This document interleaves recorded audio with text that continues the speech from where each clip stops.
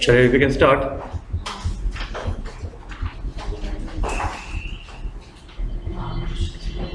All those who missed the class yesterday, at least just wait for 10-15 minutes because yesterday I had started with the topic of provision for taxation, right? That you can take the backup. उसके questions रह गए थे, तो in starting 15 minutes I am taking those questions, right?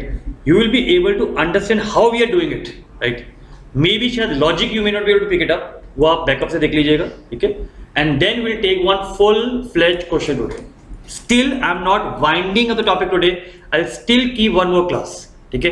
तो Saturday I will take one more question so that you gain that confidence because final accounts is very very important, especially the balance sheet, right? And I'm not saying कि आपको first class में grasping आ जाएगी, it takes some time. And trust me, जब आप लोगों ने जैसे सीखा है, हम लोगों ने भी ऐसे सीखा था. When I did my CA 15 years back, उस समय ये नहीं था. It came just 3 years earlier. तो लॉजिकली हम लोगों ने भी ऐसे ही सीखा है, ट्रिक सीखी है, एंड प्रिपेयर किया जिससे कि we can teach you guys, ठीक है? So next Sunday, right, I'll be starting new chapter in both the batches hopefully, ठीक है?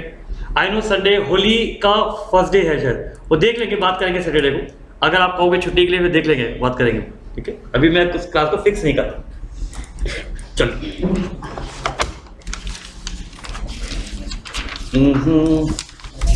आजा बेटा, पेज नंबर बेटा, कम टू पेज 11 बेटा, page 11, question number 2.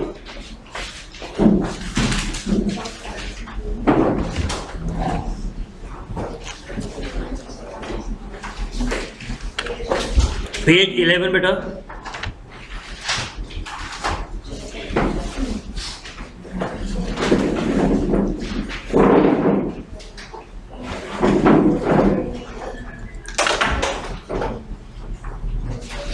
Page 11, question number 2.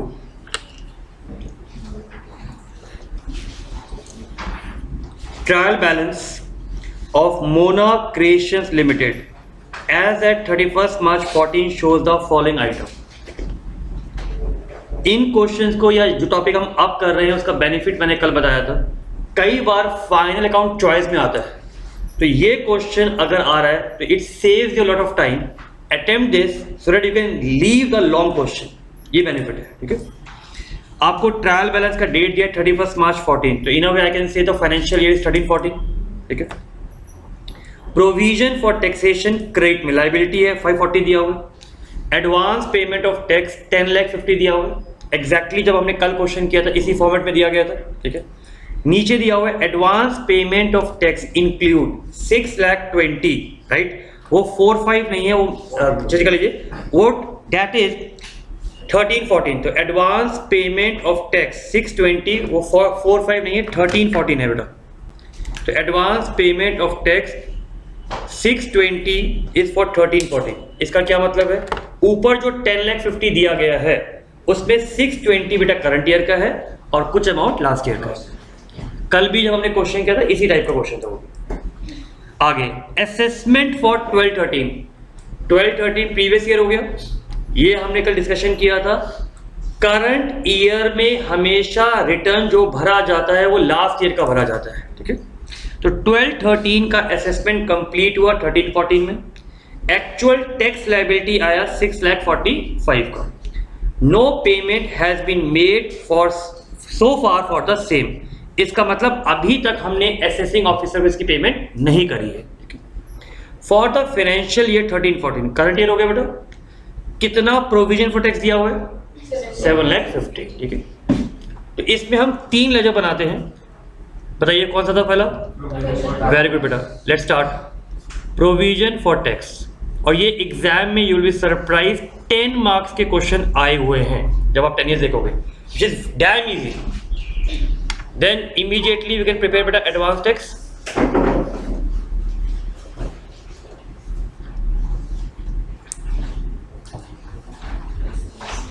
Right, very good बेटा. Assess tax, तो लास्ट अकाउंट बनता है हमारा एसेस्ड टैक्स या इनकम टैक्स अकाउंट भी आप इसे कह सकते हैं. कुछ बुक्स में इनकम टैक्स अकाउंट भी लिखा हुआ है. ये हमेशा करंट ईयर में बनता है। करंट ईयर हमें दिया हुआ है 13-14। इसमें सिर्फ ईयर्स पे ध्यान रखिएगा, ईयर्स में ही बच्चा गलती करता है। तो क्विकली पहले ओपनिंग बैलेंस लिख लीजिए। एडवांस टैक्स एसेट है इसलिए बेटा डेबिट में लिखा है, प्रोविजन फॉर टैक्स लायबिलिटी है इसलिए क्रेडिट में लिखा गया।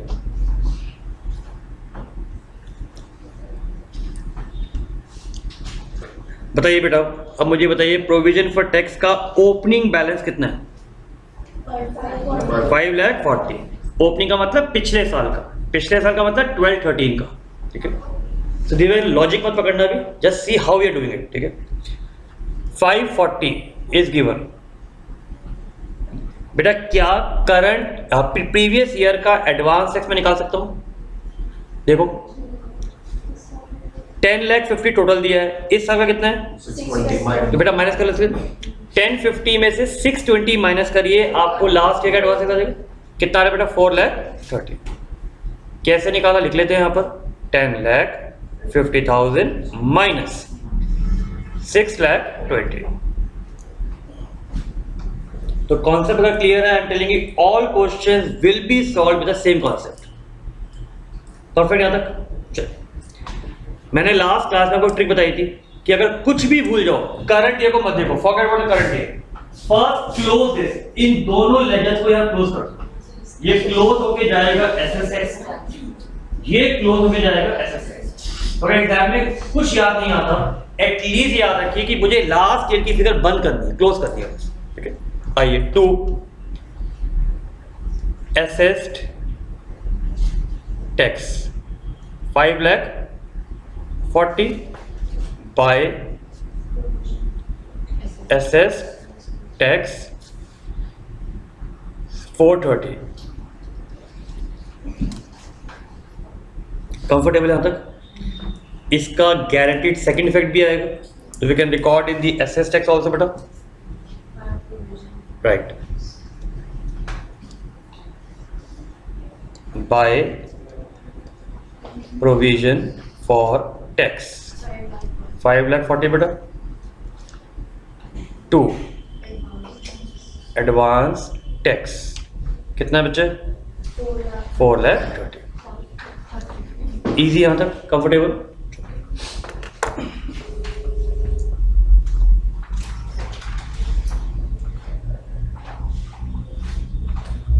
चलिए प्रोसीड। अब मुझे बताइए टोटल टैक्स लायबिलिटी कितना आ रहा है?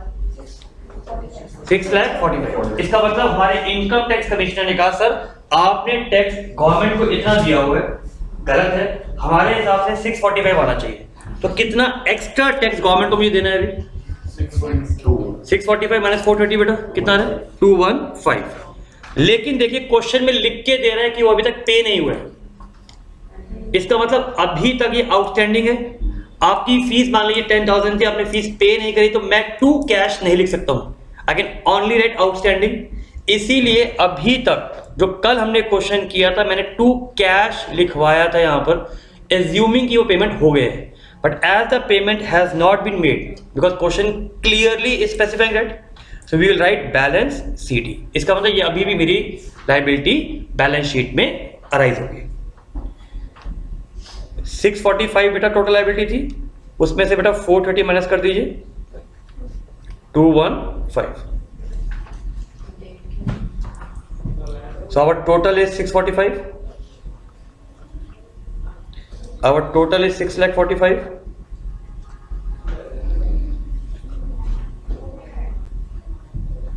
आप देखिए अभी भी वो मैच नहीं कर रहा बेटा। इसका ये मतलब है, मैं सबके रिपीट हो रहा है कि हमारी टोटल लायबिलिटी, टोटल खर्चा, टोटल पेमेंट 645 का, बट हमने पी एंड एल में कितना सोचा हुआ है? ये एग्जांपल है कि बैड डेट मैंने 540 सोचे थे, ज्यादा हो गए, तो लॉजिकली प्रीवियस ईयर के अकाउंट्स में दोबारा ओपन नहीं कर सकता, तो करंट ईयर में मुझे उसकी एंट्री पास करनी होगी। तो जो डिफरेंस आता है वो पी एंड एल में करंट ईयर का आइटम बन जाता है। ठीक है, अगर कोई सीए की क्लास होती तो यहां बोला जाता है ये प्रायर पीरियड आइटम होते हैं। ठीक है, प्रायर पीरियड का मतलब जो पिछले साल के आइटम जो करंट ईयर में आप एडजस्ट कर रहे हैं। क्लियर हो गया? ठीक है, बट आपको कोई सीए नहीं करना है, तो directly we can write by statement for P&L। अब सीए करोगे, चलो ठीक है, यू आर माई कैटेगरी, तो डोंट वरी। अगर सीए का होता था अकाउंटिंग स्टैंडर्ड 5 है बेटा, AS5, सीए की क्लास अगर ये होती bye statement for profit and loss. कितना डिफरेंस आ रहा है? बोलो यार, बोला करो, मजा तब आता है। हाँ 1 लाख भाई, शौक में ज्वाइन कर लिए, मजे में ज्वाइन किए या सीरियसली करना है? चलो फिर ठीक है। अदरवाइज कहीं होता है कि घूमने का मन नहीं कर रहा, चलो अब पढ़ाई में ना लगा लें। चलो ठीक है। Which level? Second level? चलो ठीक है, पक्का डन यहाँ तक? इजी। चलो अभी क्वेश्चन कंप्लीट नहीं हुआ है, अभी सिर्फ प्रीवियस ईयर के लेजर बेटा मैंने क्लोज किए, ठीक है। चलिए अब आगे आते हैं। अब देखिए किस ईयर के रह गए? करंट ईयर के बेटा। करंट ईयर में 1 बाय 1 लेते हैं, ये तो क्लियर हो गया, ठीक है। अब आइए करंट ईयर में सबसे पहले 31 मार्च 14 बाय SPL। ये क्या लिखा है? करंट ईयर का जो प्रोविजन फॉर टैक्स होता है उसकी एंट्री होती है P&L account debit to provision for tax, right. P&L अब बनता नहीं है and therefore we write statement for profit and loss. ये करंट ईयर का है। चेक करिए, मैं नहीं बताऊंगा कितना करंट ईयर का प्रोविजन है। 7,50,000 क्वेश्चन में दिया हुआ है। द बेस्ट पार्ट इज एक एक चीज क्वेश्चन में दी जाएगी, आपको सिर्फ लेजर में डालना है, पोस्टिंग करनी, ओवर। ये नेक्स्ट ईयर सेटल होगा, तो इसीलिए ये बैलेंस शीट में आ जाता है टू बैलेंस CD। याद करिए जब आपने सेकंड क्लास किया था, सेकंड क्लास में मैंने प्रोविजन फॉर टैक्स सिखाया था आपको, जब हम लोगों ने बैलेंस शीट पे लिखा था उसको, वो ये करके क्लियर। आगे देखिए, एडवांस टैक्स बताइए मुझे करंट ईयर का कितना है, राइट। तो I can write to cash, but because इसका डेट नहीं दिया हुआ है तो हम यहां पर लिख देते हैं 13-14। ये क्लोजिंग है तो you can write the date also, 6,20,000।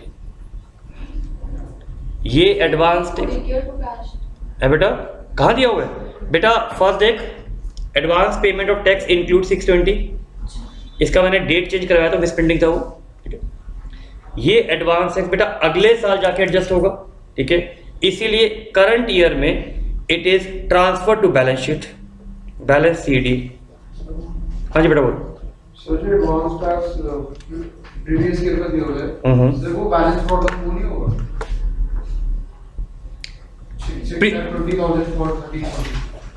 13-14 है। 13-14 is what? Which year? Current year, ठीक है।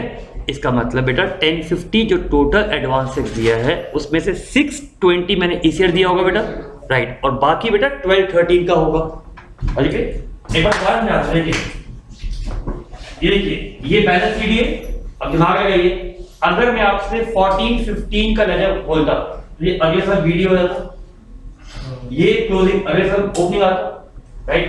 अगले साल असेसिंग ऑफिसर इसको चेक करता और फिर हम इसका टैक्स पे करते। देखिए ओपनिंग का क्लोज हो गया, एडवांस टैक्स, ये क्लोजिंग, अगले साल ये वीडियो हो जाएगा, चेक करिए आ रहा है वीडियो, हो गया एडजस्ट, कंफर्टेबल के सबके लिए। तो कभी भी दिक्कत आए सबसे पहले हमेशा लास्ट ईयर की फिगर, ये ओपनिंग बैलेंस है, ये भी अपने पास क्या है? Opening balance. पक्का क्लियर है? ऐसे ही यस मत करना, मेरी क्लास में should be clear to you 100% सबके लिए। चलो टोटल क्लियर हो गई है, लेजर सारे क्लोज हो गए, ठीक है। एग्जाम में दे मे आस्क, एक बार क्वेश्चन आया हुआ है, apart from ledger they also ask journal entry. Very easy, अगर लेजर बन गया तो एंट्री बड़ा आसान है। अगर मुझे इसका एंट्री बनाना हो, पहले क्या आते हैं? प्रोविजन फॉर टैक्स, अभी लिखेंगे हम लोग टू एसेस टैक्स, 1 एंट्री हो गई। नेक्स्ट आते हैं statement for profit and loss account debit to provision for tax, second entry. Third entry पे आते हैं advance tax account debit to cash, third हो गया। Fourth advance tax, right. इधर आइए, इसके अंदर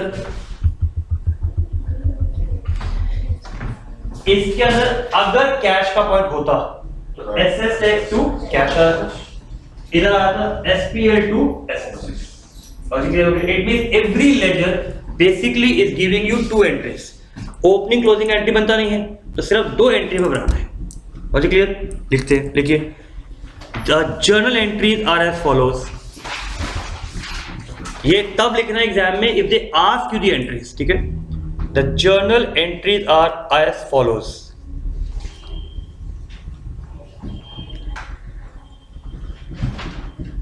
first entry, let's pick ledger wise. Provision for tax 2, SS tax 540,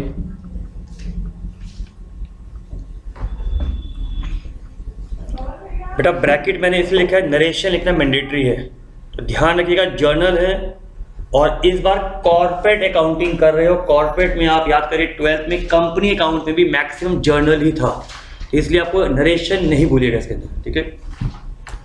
second, current year का राइट, तो SPL 2, प्रोविजन फॉर टैक्स. कितना बड़ा करंट ईयर का बेटा? 7,50,000. सर ये डेट वाइज नहीं है बेटा बिल्कुल. ये सारी एंट्री आप लेजर के लास्ट में बना रहे हो ना बेटा, तो सारी एंट्री 31 मार्च की ही है. सिर्फ आपका जो पेमेंट वाला एंट्री 13-14 का उसका डेट आपको नहीं गिवन है, इसीलिए आपको डेट तो गिवन ही नहीं है ना. ये सारी एंट्री कब बन रही है? आप देखिए मैक्सिमम एंट्रीज हमने कौन सी बनाई है? सारी एंट्री बेटा 31 मार्च की. सिर्फ ये 1 अप्रैल की है, इसका तो बनेगा ही नहीं. ठीक है? पॉइंट क्लियर है?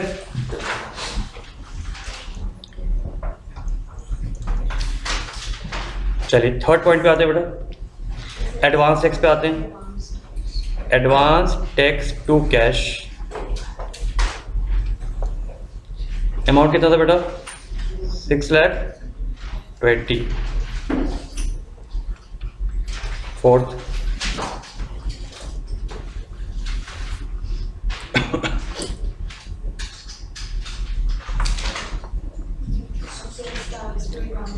SS tax 2, advance tax.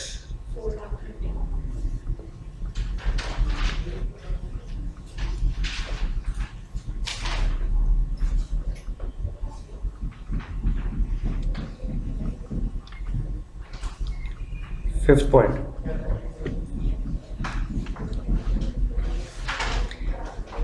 Last वाले अकाउंट में कैश का पॉइंट तो है नहीं अपने पास. ठीक है? सिर्फ एक ही बनेगा, SPL 2, SS टैक्स, जो अपने एक्स्ट्रा टैक्स पे करा है. कितना अमाउंट है वो?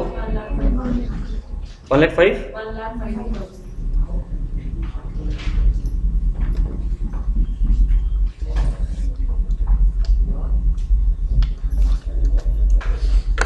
I'm waiting, आराम से पहले देख लीजिए एक बार, then I'll proceed to the next one.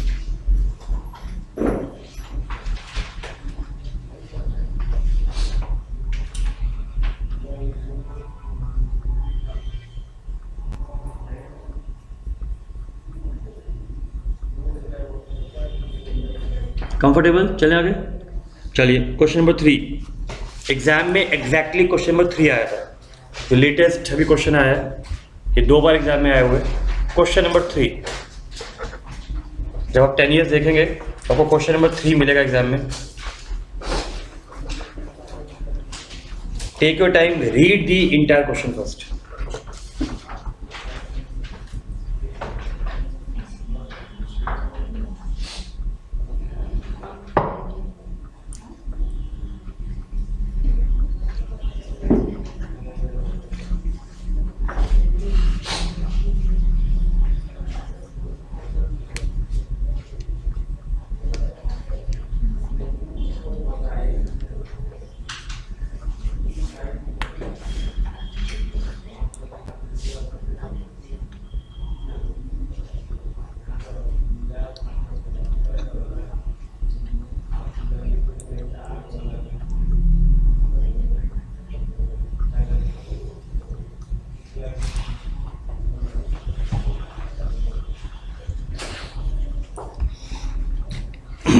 बताइए क्या चीज नहीं है इसके अंदर? एक टैक्स डिडक्टेड एट सोर्स, जिसको टीडीएस कहा जाता है, वो एक नया पॉइंट है। Just for trick I am telling you, it is exactly like advance tax. TDS का मतलब बताता हूँ क्या होता है। यू मस्ट हैव हर्ड, अगर केबीसी में किसी ने 7 करोड़ जीते, उसको 7 करोड़ नहीं मिलेंगे, गवर्नमेंट उसमें से 30% टैक्स काट लेती है। आपके पेरेंट्स ने अगर बैंक में फिक्स डिपॉजिट कराया हुआ है and they are getting a interest of 1 lakh, तो 1 लाख नहीं मिलेगा, 1 लाख में से इंटरेस्ट कट जाता है। जैसे मैं वर्ल्ड बैंक के लिए कंसल्टिंग करता हूँ, तो मुझे जितना पैसा मिलता है उसमें से वो टीडीएस काट लेते हैं पहले 10%, और उसका जो रिमेनिंग अमाउंट होता है वो मुझे वापस मिलता है। ठीक है, तो TDS is any amount which is already subtracted. तो इन अ वे गवर्नमेंट को मैंने एडवांस में वो टैक्स पे कर दिया है। अगर मैं इसका मतलब बताऊं, आप टैक्स में आगे सीखेंगे, टैक्स डिडक्टेड, इसका मतलब माइनस हो गया। एट सोर्स, जहां से इनकम जनरेट हुई, जिसने इनकम दी आपको, वहां पर ये काट लिया जाता है। जैसे केबीसी में अगर सोनी ने दिया तो सोनी ने ये पैसे काट लिए, ऐसे ही अगर बैंक ने इंटरेस्ट दिया तो बैंक काट लेगा। ठीक है, ऐसे ही मुझे वर्ल्ड बैंक ने दिया तो वर्ल्ड बैंक ने पैसे काट लिए, बट वो टैक्स अल्टीमेटली सारा गवर्नमेंट के पास डिपॉजिट होता है। ठीक है, इसीलिए TDS is exactly like advance tax. ठीक है, हमारा पर्पस क्या है, हम क्या कर रहे हैं इस पूरे टॉपिक में, हम सिर्फ ये कह रहे हैं, गवर्नमेंट कह रही है कि आपकी लायबिलिटी 100 रुपए की है, हमने उसमें से अगर 80 पे कर दिया है, तो जितना एक्स्ट्रा अमाउंट मुझे और पे करना है, that I am paying, nothing else. Logic clear question का? ठीक है, चलिए एक लिख लीजिए point, NTM, TDS, tax deducted at source, tax deducted at source is exactly similar to advance tax. Tax deducted at source is exactly similar to advance tax.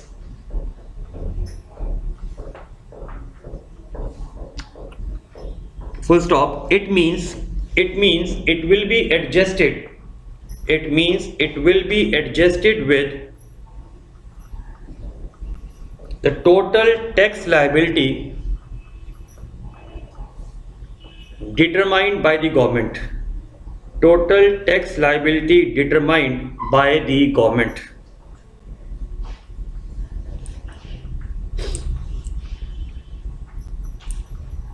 Comfortable? मुझे बताइए इसके अंदर करंट ईयर कौन सा है? 12-13 क्लियर हो गया? 12-13 is a current year. What's the previous year? तो 11-12 का 100% नोटिस आया होगा और 12-13 का हमें लेजर बनाने हैं। चेक कर लीजिए असेसमेंट ईयर, असेसमेंट किस ईयर की कंप्लीट हुई है? 11-12। आप प्रीवियस क्वेश्चन देखो बेटा, जिन्होंने लास्ट क्लास में इसकी थी, प्रीवियस क्वेश्चन में असेसमेंट 12-13 की कंप्लीट हुई है। इसका मतलब हमेशा पिछले साल का रिटर्न चेक होता है। ठीक है, रिटर्न का मतलब इनकम टैक्स रिटर्न की बात हो रही है। अभी रेडी? चल, तो सिर्फ यहां पर एक लेजर एक्स्ट्रा बनेगा, किसका? टीडीएस का। लेट्स मेक, बताइए फर्स्ट लेजर बताइए। तो प्रोविजन फॉर टैक्स, तो इसमें थोड़ी स्पीड बढ़ाएंगे हम लोग। Provision for tax, next is advance tax, then we need TDS, ये एक्स्ट्रा बन गया इधर, and then we have assess tax.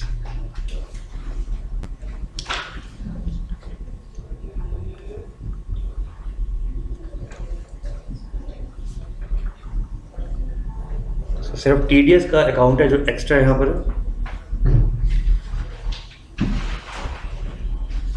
ये सारे अकाउंट कब बनेंगे?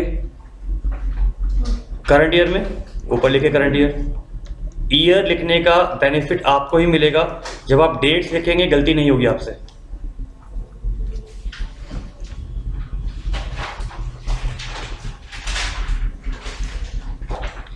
क्विकली डेट लिखिए यहां पर, 1 April 12 TDS is a asset,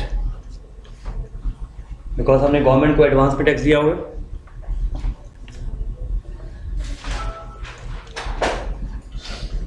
BD balance brought down,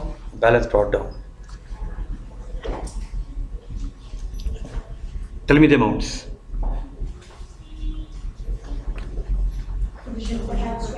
very good बेटा, प्रोविजन फॉर टैक्स 20, शाबाश बेटा, गुड, वेरी गुड, गुड, आगे बोलो बेटा, टीडी से बताओ। नहीं बेटा, ध्यान से देखो। Very good, 500 of last year. Easily easy, relax, comfortable, क्योंकि अकाउंट ऐसा नहीं है कि आप 100 क्वेश्चन करो, आपने 4-5 करे, वेरिएशन के कॉन्सेप्ट क्लियर है, तो you should be able to apply to all the questions. हो गया यहाँ तक? अब बताइए हमारा फर्स्ट स्टेप क्या होता था? Close. Let's close it.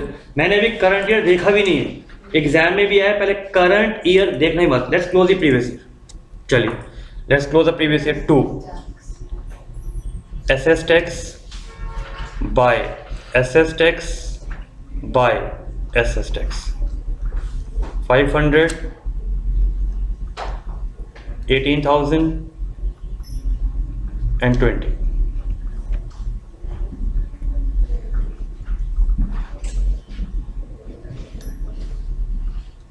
By provision for tax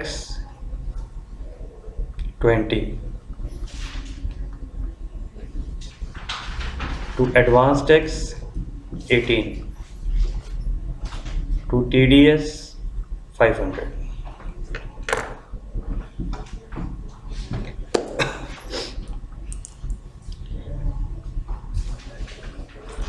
total tax liability देखिए कितनी है बेटा? 22,000, राइट। अब 22,000 है, क्वेश्चन में कहीं नहीं लिखा है कि पेड और नॉट, तो कैन सेफली एज्यूम कि हमने पे कर दिया है। ओके, तो टोटल बेटा, इसका मतलब मुझे टोटल 22,000 पे करना था। इट मीन्स ये टोटल लायबिलिटी 22 की आनी चाहिए। कितना डिफरेंस है बताइए? बोलो बोलो यार। 22,000 माइनस 18,500, 3,000।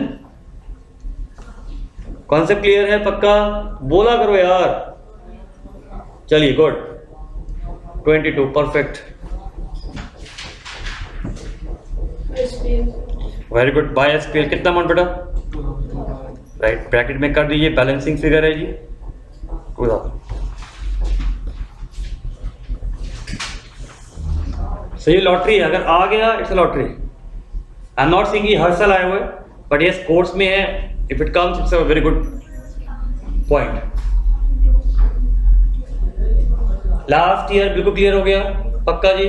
चलो अब आगे आते हैं। Now we can come to the current year accounts. Current year में मुझे बताइए एडवांस टैक्स पेड कितना दिया बेटा? 10,000। Let's come to advance tax account बेटा। To cash 10,000। इमीडिएटली इसको क्लोज कर दीजिए बाय बैलेंस सीडी।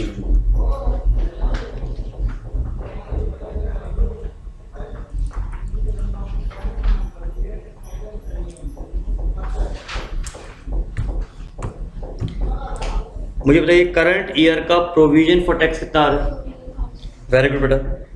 40,000 का 35%, 40,000 का 35% कितना बेटा? 14,000। तो immediately I can write 31 March 13 by P and L 14,000। Let's close it to balance CD 14,000।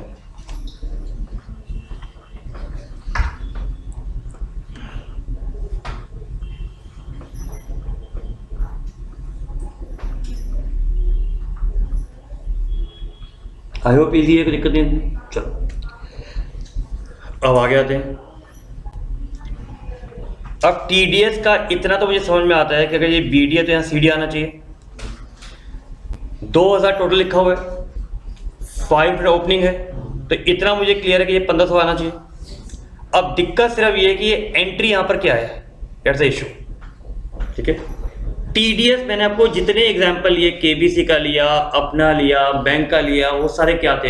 Expense से इनकम थे। एक्सपेंस किसके लिए थे? जिसने दिया, लेकिन जिसके लिए काटा गया उसके लिए इनकम थी। मेरे लिए इनकम है, आपके पेरेंट्स के लिए इंटरेस्ट इज इनकम, KBC जिसने जीता उसके लिए इनकम है। राइट। तो जो पे करेगा वो टीडीएस काटता है, लेकिन सर्टिफिकेट किसको देता है? वो जिसने इनकम अर्न करी। इसका मतलब मुझे एक सर्टिफिकेट मिल जाता है, मैं गवर्नमेंट को ये प्रूफ दिखाया था, देखो जी हमने ये टैक्स पे कर दिया है। इसका मतलब बेनिफिट कौन क्लेम कर रहा है? बेनिफिट देने वाला क्लेम नहीं कर रहा, बेनिफिट हमेशा रिसीवर क्लेम कर रहा है। इसीलिए टीडीएस हमेशा किस पे कट रहा है? इनकम पे कट रहा है। अगर इनकम पे कट रहा है तो 2, राइट, क्या रखेंगे? इनकम। कौन सी इनकम है? गिवन नहीं है हमें, तो लॉजिकली अमाउंट बिकम्स 2 इनकम। मैं एक बार सिर्फ लॉजिक के लिए आपको समझ में आए मैं एक बार और समझा दूं। लेट्स सपोज आपकी जॉब लग जाती है और आपकी जॉब में आपको सैलरी मिलती है 10 लाख, उसमें से वो आपसे टीडीएस काट लेता है 1 लाख, तो 9 लाख देगा आपको। तो आपकी बुक्स में, मैं आपकी बुक्स की बात कर रहा हूं, तो आपको कैश कितना मिलेगा? 9 लाख मिलेगा। डेबिट कम से का लॉजिक लग जाएगा। Income total, credit income total, आपकी इनकम कितनी मानी जाएगी? 10 लाख। उसमें से कितना टैक्स आप दे चुके गवर्नमेंट को? वो एसेट बन गया आपको। एसेट इसलिए बन गया क्योंकि आपने एडवांस में पे कर दिया। कितना? 1 लाख। अगर आप अपने एम्प्लॉयर की बात करें, आपका एम्प्लॉयर ऐसे एंट्री पास करेगा, ये आपके लिए है, ये सिर्फ नॉलेज के लिए मैंने ऐड किया कि आपको कंफ्यूजन ना हो। आपके एम्प्लॉयर के लिए सैलरी क्या है? एक्सपेंस है, वो डेबिट करेगा। तो टोटल सैलरी उसने कितनी दी आपको? 10 लाख, लेकिन कैश में कितनी दी? साथ में एक सर्टिफिकेट दे देगा आपको, कितने का?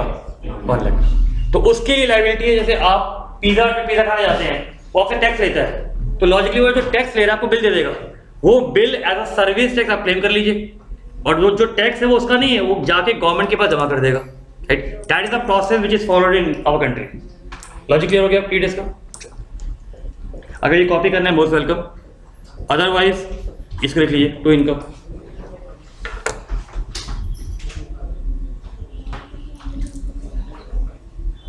तो टीडीएस रिसीवर के लिए हम अकाउंट बना रहे हैं।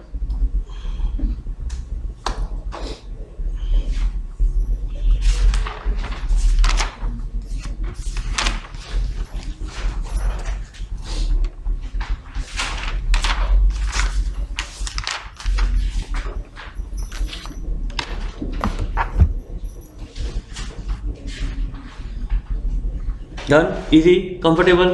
Sure.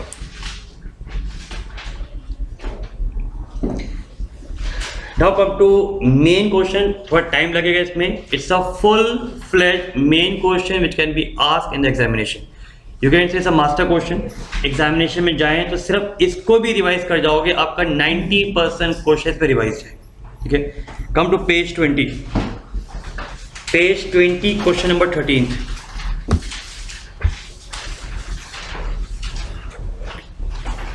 Kindly first read the entire question. Relax होके एक आइटम रीड करिए पहले.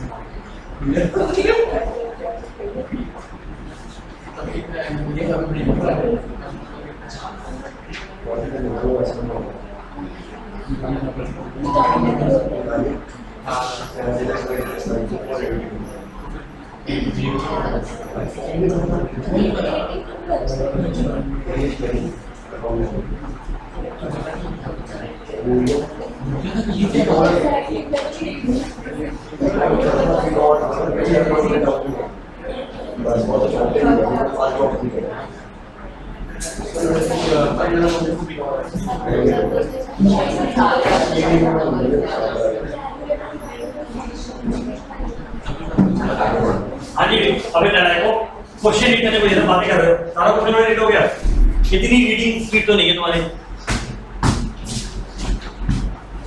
चलिए अब इस क्वेश्चन को प्लीज हमें करना कैसे है आपको समझा दूं मैं, बिकॉज एग्जामिनेशन में दिक्कत वही आती है, main thing is the notes. तो today will take some time कि नोट्स कैसे बनते हैं, right. I just show that one report to you, then we can start. Yes.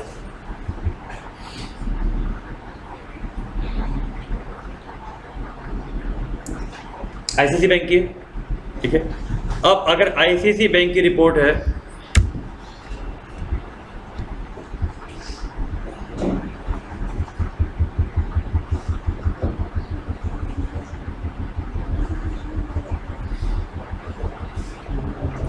ये देखिए, ऑफ कोर्स ये बैलेंस शीट का फॉर्मेट इसमें डिफरेंट है।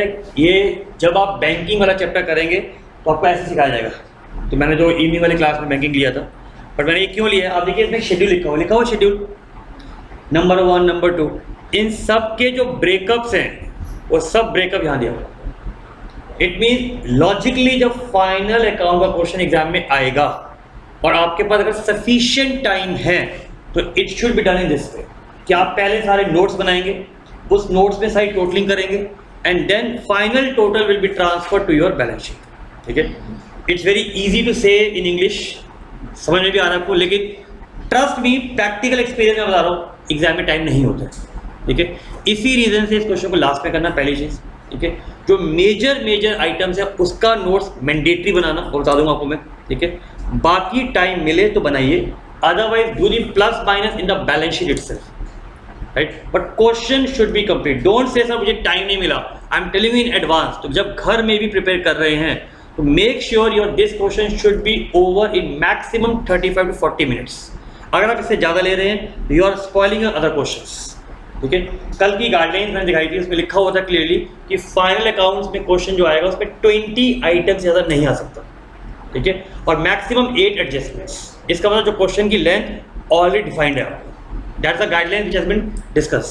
ठीक है, चलो तो आज हम इस पे करें। तो फर्स्ट क्लास एक क्वेश्चन है, इसीलिए मैं इसको थोड़ा डिटेल लूँगा, राइट, सो दैट एटलीस्ट जब आप घर में रिवाइज करें यू नो मुझे कैसे करना है। ठीक है, आज इसके अलावा we are not taking any other question. ठीक है, बट ये मेन क्वेश्चन है, इसमें मैक्सिमम पॉइंट्स कवर हो जाएंगे। इसमें इवन वो पॉइंट्स भी हैं जो मैंने कल कराए थे, तो कल वाले पॉइंट्स भी इसमें कवर है। चलिए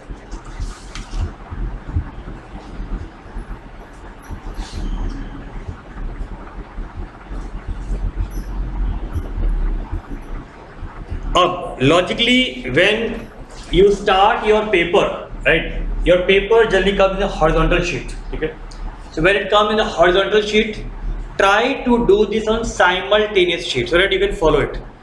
Do this for liabilities, do this for assets, entire P&L है, so it means your 3 sheets are used only for your balance sheet and P&L. all your notes are here. ठीक है, उसके बाद कोई assumptions etc है, right assumptions etc at the bottom. ठीक है, आपने अगर देखा होगा सबसे पहले मैंने आपको बैलेंस शीट दिखाया था, उसके बाद P&L आया।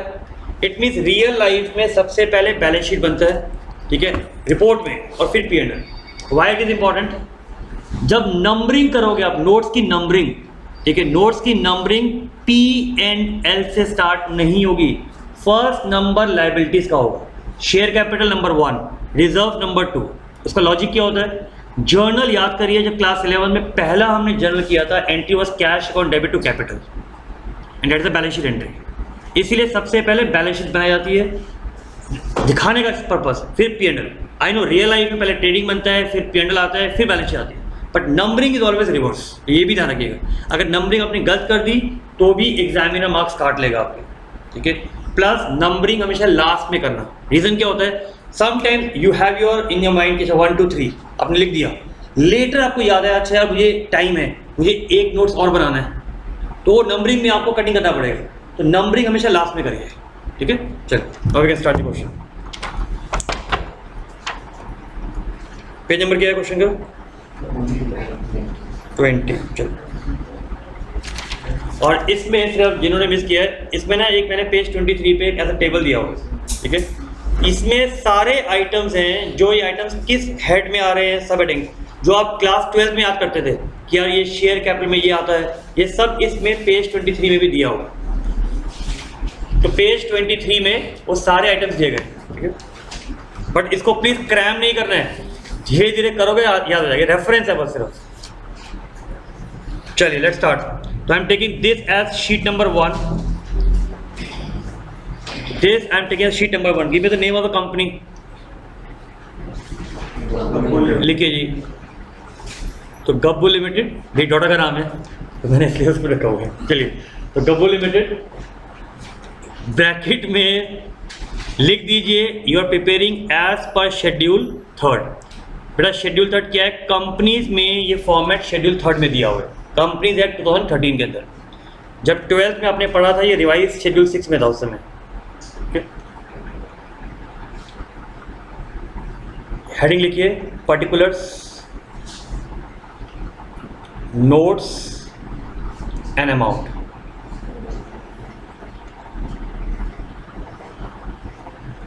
give the broad head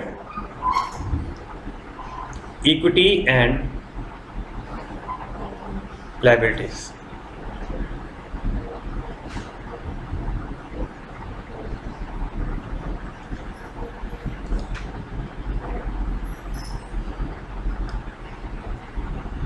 give the headings.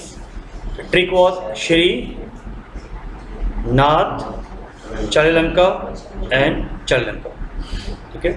तो share holder funds, non current liability, current liability. Purpose है, हम लोग भी जब स्टूडेंट थे ऐसे याद हुआ था, पर्पस है ये याद होना चाहिए, क्योंकि इस चैप्टर में कोई मिर्च मसाला नहीं, कोई कॉन्सेप्ट नहीं है, सिर्फ फॉर्मेट्स हैं। ऑफ कोर्स एक हेडिंग और होता है share application money pending allotment, but वो रिक्वायर्ड नहीं है बिकॉज हमें वो आइटम नहीं दिया जाएगा। वो सिर्फ तब लिखना जब एग्जाम में क्वेश्चन है ड्रॉ दी फॉर्मेट। एक बार ऐसा क्वेश्चन आया था, draw the format of balance sheet, तब वो हेडिंग काम आएगा, ठीक है। इसके नीचे लिख लीजिए शेयर होल्डर फंड के नीचे क्या था? श्री राम, एम छोड़ दीजिए, एम मुझे नहीं चाहिए। इसके अंदर mainly long term borrowings, current liability is the most important heading for you, most important, सबसे ज्यादा आइटम इसमें मिलेंगे आपको, ठीक है। Short toss, this is the most important, और मेनली आपको ये आखिरी के 2 में मैक्सिमम मिलेगा। First page clear, move to second page. चलिए गिव दी हेडिंग अगेन, ऊपर लिखिए कंटिन्यूड, लिखिए एसेट्स,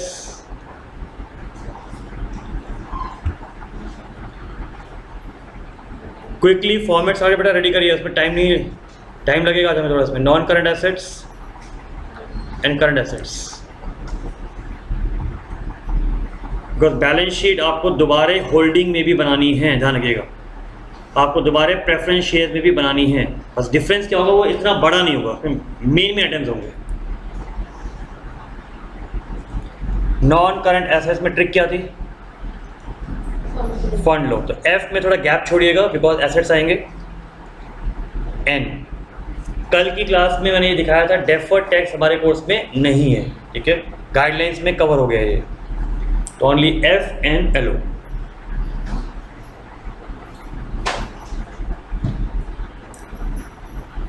इसको आप फंड लो बना सकते हो, ठीक है, याद रहेगा। करंट एसेट्स में ट्रिक क्या थी? कमिश्नर इनकम टैक्स, ठीक है जी, कैश एंड सो।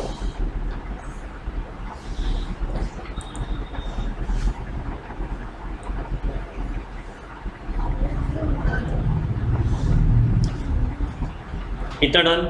चलिए, तो पेज 1 कवर हो गया हमारा, पेज 2 कवर हो गया, पेज 3। पेज 3 में again write the name of the company. This we are preparing SPL, statement of profit and loss, for the year ending 31st March 14। लिखिए particulars, लिखिए नोट्स, अमाउंट। ऋषभ बना लो साथ साथ। हाँ, इसमें टाइम लगेगा, इसमें अगर बीच में थोड़े हल्के पड़ गए क्वेश्चन पूरा नहीं होगा। आई नो बड़ा बोर है, बट हमें भी करना पड़ता है, क्या करूँ। ये मजाक टेनिस दिखाना है यार, क्या बात कर रहे हो यार, वो दो महान आज आई नहीं है। आप उनसे पूछना उनकी बैक है, पीछे बैठते थे वो। तो फाइनल अकाउंट्स में गलती मत कर देना भाई, एग्जाम में आता है। और एक दो बार ऐसा है 5 क्वेश्चन में से 4 क्वेश्चन में बैलेंस शीट आई है, preference, internal reconstruction, holding and final accounts. So it better जितनी आप प्रैक्टिस करोगे तो प्लीज इसको छोड़ना नहीं है, हर हफ्ते हर वीक एक बैलेंस शीट की प्रैक्टिस करिए आप, तभी स्पीड बनेगी आपकी। और ये ऐसा नहीं कि आप आज खत्म कर देंगे। अगर आप में से कोई भी फ्यूचर में प्लान कर रहा है एमबीए, ठीक है, ये तो सीए कर ही रहे हैं तो इनको करना ही पड़ेगा। एमबीए करें तो ये एमबीए में बैठे ना, देखिए महाबेकार आदमी कहता हूँ मैं, जैसे सीए को हम कहते हैं कमीशन एजेंट चालू आदमी, तो एमबीए महाबेकार आदमी का, sorry it's just lighter side, तो it's on the lighter side. So logically MBA में क्या पढ़ाया जाएगा आपको, एमबीए में बैलेंस शीट ही पढ़ाई जाएंगी सारी, और बैलेंस शीट किसकी, कॉर्पोरेट्स की बैलेंस शीट पढ़ाई जाएंगी। सो आज शायद आपको यूज नहीं हो रहा, trust me, there one of our student 2 years earlier, right, Mohit, he after clearing graduation he join ISB, Indian school of business Hyderabad, और अल्टीमेटली उसमें एग्जैक्टली उसको ये पढ़ाया गया। उसके फेसबुक पे कमेंट है, सर जितना आपने कहा था same notes I have been using it, और मैं एडवांटेजेस पोजीशन पे हूँ बिकॉज वो मैक्सिमम इंजीनियर्स आए हुए हैं, इंजीनियर्स ने करा नहीं है ये, तो लॉजिकली मेरी एडवांटेज है क्योंकि उससे सारा करा हुआ है। तो आपको आज उसका बेनिफिट नहीं मिल रहा है। जब आप कॉर्पोरेट में जाएंगे, ठीक है, why I can share with you, मैं कॉर्पोरेट में हूँ और करता भी हूँ काम, राइट, और I have work with E&Y as a manager. तो लॉजिकली है कि आई हैव सीन दिस, आपको आज रियलिटी पता नहीं, 2 साल के बाद guarantee you will realise the reality. इस नोट्स को संभाल के रखना, कॉर्पोरेट अकाउंट्स के सारे नोट्स आपको काम आएंगे।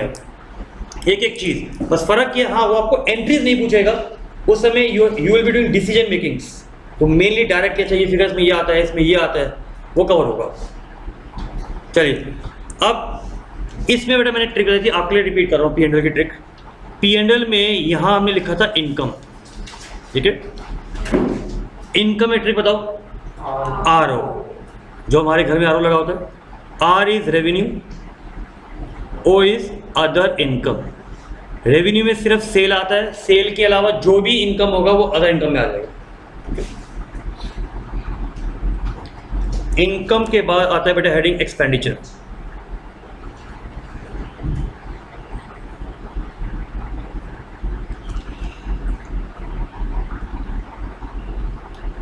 एक्सपेंडिचर की ट्रिक याद है किसी को, बोलो, CPC EFDO।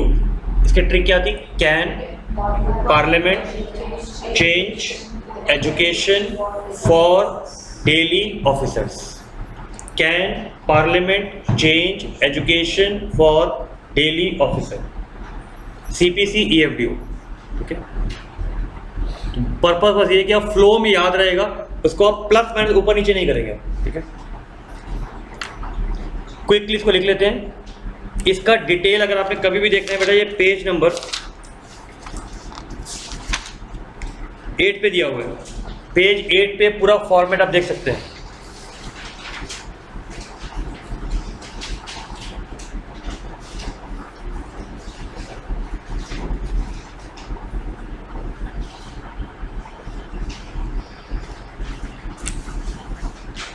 Income is A, expenditure is B।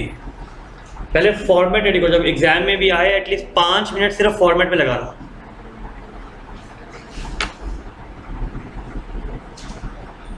Yatisha I know बहुत हेक्टिक हो गया, बट सिर्फ 1 घंटा हो, ठीक है, हैबिट नहीं है ना इतनी पढ़ने की, वही बीकॉम में 3 घंटे है, my God. A minus B,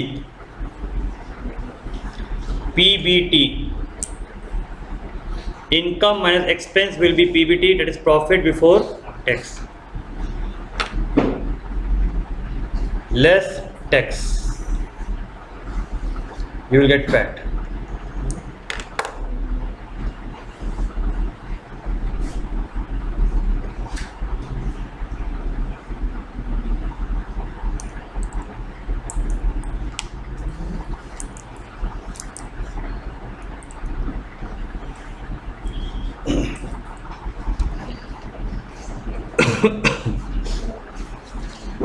Now can we start the question?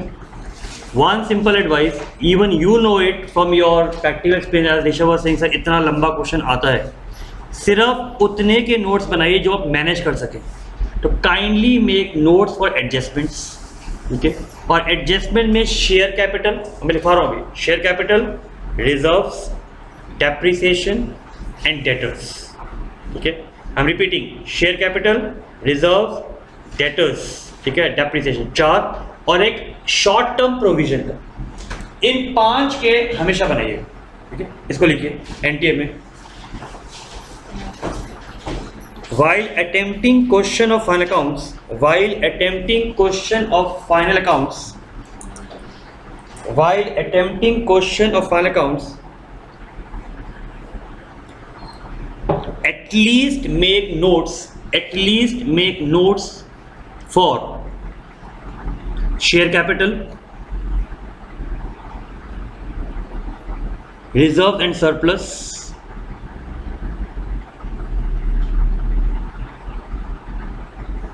short term provisions. At least make notes for share capital, reserve surplus, short term provision, depreciation and trade receivables and cash equivalent, क्योंकि उसमें schedule bank वाला point आ सकता है. Cash and cash equivalent, but please ये bare minimum है. Rest you have to see the time. अगर time है तो बनाइएगा, अदरवाइज जस्ट प्लस माइनस करके क्लोज द क्वेश्चन. रेडी? चलो, now we are ready. Now increasing the speed, ठीक है, थोड़ी सी. चलिए, सबसे पहले लायबिलिटीज पे आते हैं. सबसे पहले let's come to liabilities. Quickly notes भी रेडी कर लें एक बार. Quickly let's ready the notes also please. Notes किस किस के बनाने हैं अपने को? शेयर कैपिटल, नंबर नहीं लिखना अभी, ठीक है, नंबर नहीं लिखना. Share capital, reserves and surplus. उसके बाद शॉर्ट टर्म प्रोविजंस. उसके बाद डेप्रिसिएशन और you can say tangible assets.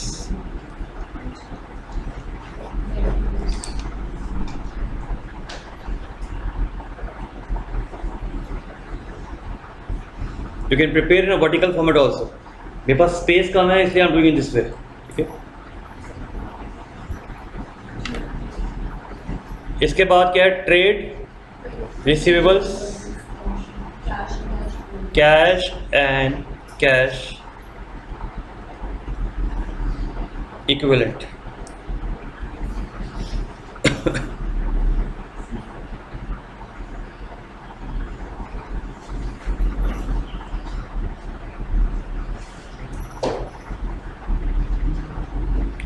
चलिए, let's close it. Let's start with trial balance. Trial balance के क्रेडिट वाले आइटम्स ले रहा हूँ पहले मैं. पता है ये परचेज रिटर्न्स कहाँ पर आएगा? P&L में. Purchase return is always subtracted from purchases, ठीक है बेटा. इस CPC में P इज परचेजेस, ठीक है. इस P is purchases, so minus 10,000, ठीक है. आप चाहें तो इसको इनर कॉलम में भी लिख सकते हैं. यहाँ पर right it here. Purchases -10, so that जब परचेज आएगा तो इसमें से करके नेट परचेज बाहर आ सकते हैं. नेक्स्ट बताइए. नहीं, we are only taking with credit. Let's go. 340 देखो क्या चीज़ है बेटा. जल्दी नहीं. 340 के क्रेडिट में क्या होगा? परचेज होगा, सेल होगा? सेल होगा. Let's take sales. सेल्स कितना है बेटा अपने पास? 3,40,000. कंफर्टेबल यहाँ तक? डिस्काउंट बताओ बेटा. क्रेडिट में है तो ये एक्सपेंस है, इनकम है? इनकम है. डिस्काउंट पे आ जाइए. अदर इनकम,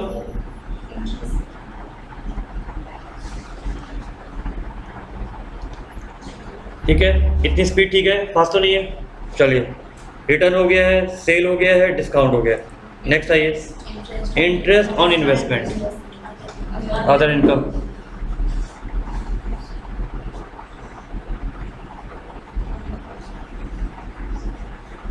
इसका बेनिफिट ये है, ट्रायल के आइटम एक जगह आएंगे और हर एडजस्टमेंट का डबल इफेक्ट आ जाएगा अपने पास, ठीक है। क्योंकि इन क्वेश्चंस में जनरली स्टूडेंट्स हर कंप्लेंट्स है मेरा बैलेंस शीट मैच नहीं हुआ, वो जब आप डबल इफेक्ट नहीं लेते हैं तो दिक्कत आएगा आपको। नेक्स्ट क्या दिया हुआ है, P&L, इसको भी छोड़ दीजिए।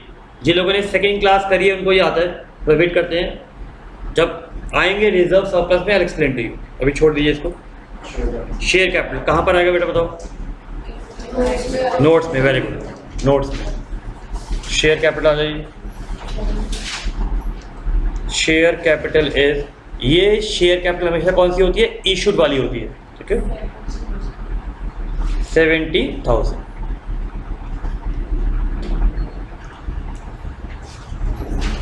आइए, 10% डिबेंचर कितने बेटा? I stop here, repeat. 10% debenture कितना है? ब्रैकेट में क्या लिखा हुआ है? 30% कितना होगा उसका? 9,000। रिमेनिंग कितना होगा? 30% कब पे हो रहा है? Next year, within 1 year. You all know, even we agree, debenture are a long term, it should be long term borrowings. But जब ये शेड्यूल आया था तो इसमें क्लैरिफिकेशन आया, because if you show everything in long term, it gives a wrong indication to investor, because आपका सारा amount 10 years के बाद पे नहीं होगा। Debentures can be redeem after 1 year also.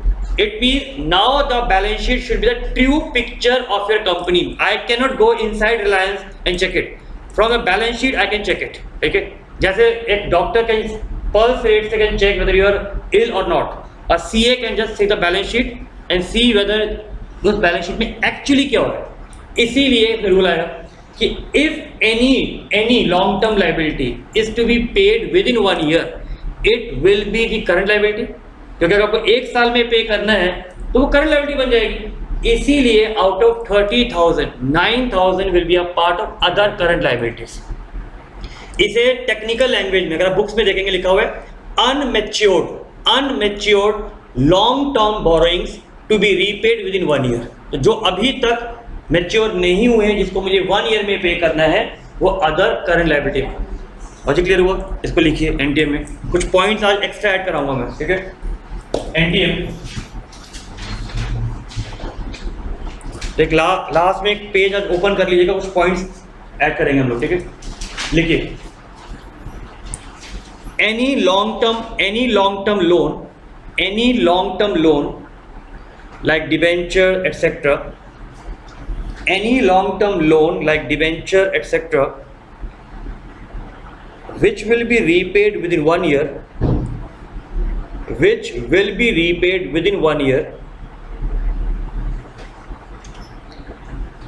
should be shown as other current liabilities.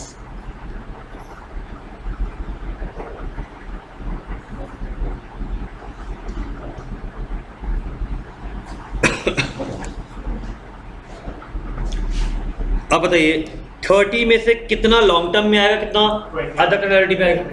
Very good. चलिए आइए long term में आ जाते बेटा। लॉन्ग टर्म बोरोइंग्स क्लियर कर दूंगा, किसी के मन में आ रहा है सर ये शॉर्ट टर्म बोरोइंग क्यों नहीं है? शॉर्ट टर्म बोरोइंग का मतलब होता है जब एक्चुअली लोन आपने 1 साल के लिए लिया हो। ये एक्चुअली 1 साल का नहीं था, ये लिया लॉन्ग टर्म के लिए था, अब इसका टाइम आ गया है, इसलिए करंट लायबिलिटी है ये। तो डिबेंचर कितना है बेटा? 21,000। Other current liability, debenture to be redeemed 9,000।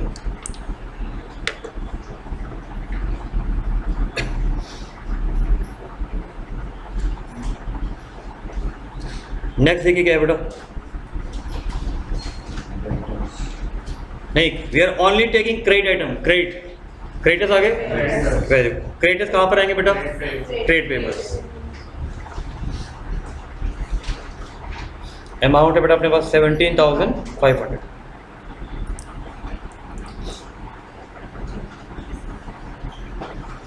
Next बताओ बच्चे,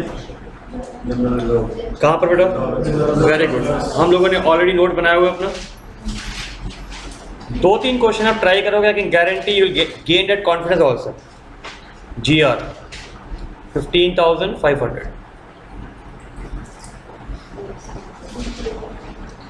Bills payable. Bills payable is like creditors, it's a part of trade payables. Bills payable is a part of trade payables.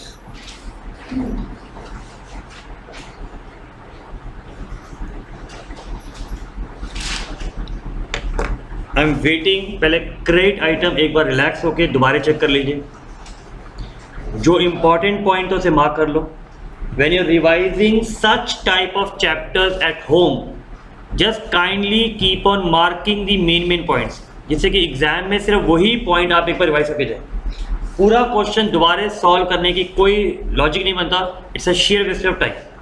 अगर आपको लॉजिक्स पता है, formats पता है, directly it can be replicated in the exam. Credit set पूरा सबके लिए, सपना हो गया डन। चलिए डेबिट, आइए जी।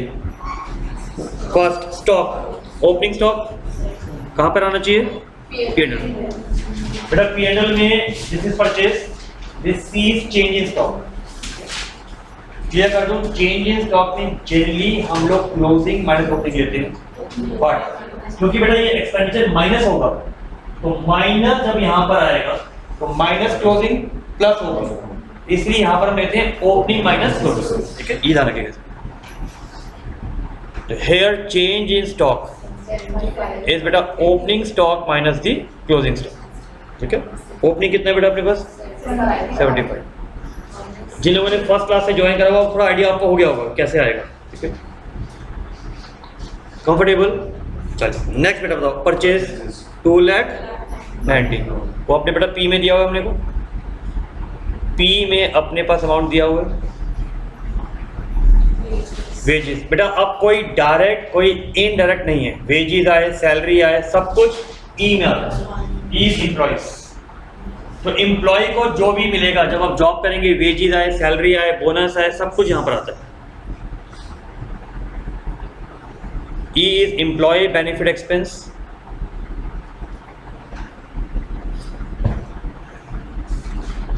जब आप फ्लो में चलते हो ना, क्रेडिट आपको पता है यहाँ पर आएगा, तो मिक्स नहीं होता। अब डेबिट पे आ जाओ, तो at least you will not be able to again move the papers. Next carries inward, other expense. Very good बेटा, ये सी आपके कोर्स में नहीं, इसे कहते हैं कॉस्ट ऑफ मटेरियल कंज्यूम। ये मैन्युफैक्चरिंग अकाउंट होता है, इररिलेवेंट हो गया, ये परचेज हो गया, ये चेंज इन स्टॉक हो गया, ये एम्प्लॉय हो गया। इसे फाइनेंशियल कॉस्ट कहते हैं, इंटरेस्ट में आएगा ये भी, ये डेप्रिसिएशन हो गया, और जो रिमेनिंग है वो सब इसमें आ जाएगा। तो administration, office, general, miscellaneous, cartage, carriage, freight, सब कुछ। और प्लीज अदर एक्सपेंस का भी बेटा शेड्यूल बनाया करो, लिख लो इसको, क्योंकि अदर में भी आइटम आपको बहुत मिलेंगे। अदर एक्सपेंस का भी हमेशा शेड्यूल बनाइए, क्योंकि इसमें आइटम बहुत मिलते हैं आपको। अदर कैरेज इनवर्ड बेटा अमाउंट आया अपने पास 950। नेक्स्ट बताइए जी, फर्नीचर एंड फिटिंग अपने पास शेड्यूल बना हुआ है टेंजेबल का। Number 1 furniture fixture,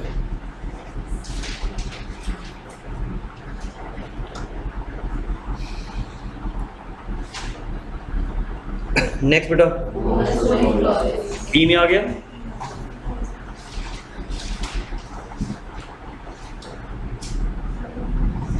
bonus to employees, good. Salaries भी एम्प्लॉइज को मिलेगा। Staff PF, PF is provident fund, वो भी एम्प्लॉइज को ही दिया जाता है बेटा।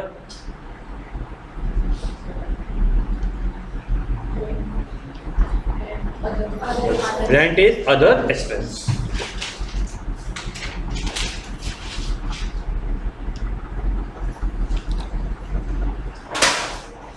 इसीलिए मैं कह रहा हूँ कि लास्ट में करिएगा, लास्ट में आपके पास टेंशन नहीं होगी, सारा पेपर हो गया है तो रिलैक्स पे कर पाएंगे इसको। स्टार्टिंग में करोगे तो कंफ्यूज हो जाओगे। डेबिट क्लियर है तो ठीक। एडवांस ऑफकोर्स इसमें इस क्वेश्चन पे आइटम्स ज़्यादा हैं, बट एग्जाम में आपको पता है 20 आइटम से ज़्यादा नहीं आएगा। एडवांस टैक्स ये मैंने सेकंड क्लास में कराया था, ठीक है। अभी लिख लीजिए, मैं समझाता हूँ आपको, ठीक है। इसको लास्ट में लेंगे, रुक जाइए। Advance tax provision for tax से माइनस हो जाता है, वो हमने आज सीखा था। हमने अल्टीमेटली प्रोविजन और एडवांस को एडजस्ट किया और जो नेट फिगर था वो गवर्नमेंट को पे किया था, तो ये एडवांस टैक्स प्रोविजन से एडजस्ट होता है। इसको लास्ट में करेंगे, अभी रुक जाइए। ये मैंने क्वेश्चन नंबर 2 में कराया था पहले। टीडीएस रुक जाइए, बाद में लेंगे इसको भी। चलिए, तो एडवांस मैंने भी रोक दिया है, टीडीएस रोक दिया है, ये प्रोविजन फॉर टैक्स से एडजस्ट होके आएगा, ठीक है। आगे देखिए बेटा, investment made in the middle of the year, इसका क्या मतलब है? इंटरेस्ट मिलेगा, कितना मिलेगा? 6 महीने का। 20 का 10% 2000 आना चाहिए। 6 मंथ का कितना आएगा? ये देखिए, ऑलरेडी हमने 1000 लिया हुआ है। यू मे भी आस्किंग सर, अगर ये मिडल नहीं लिखा होता तो इंटरेस्ट 2000 का आता, ठीक है। 1000 दिया हुआ है, देन 1000 आउटस्टैंडिंग बन जाता, ठीक है।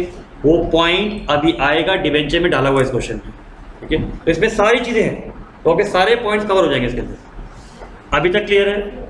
मुझे इन्वेस्टमेंट बताइए कहाँ आना चाहिए बेटा? Very good. जब साइलेंट होता है इन्वेस्टमेंट को हमेशा लॉन्ग टर्म ही मानते हैं। किसी ने कहा मैंने इन्वेस्टमेंट करी, तो आप ये मानोगे कम से कम लॉन्ग टर्म इन्वेस्टमेंट होगी, ठीक है। तो नॉन करंट इन्वेस्टमेंट कितना अमाउंट है बेटा? 20।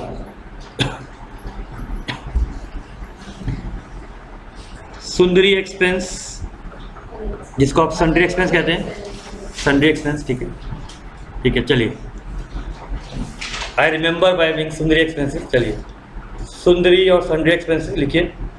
कितना अमाउंट है जी? 4050। चलिए,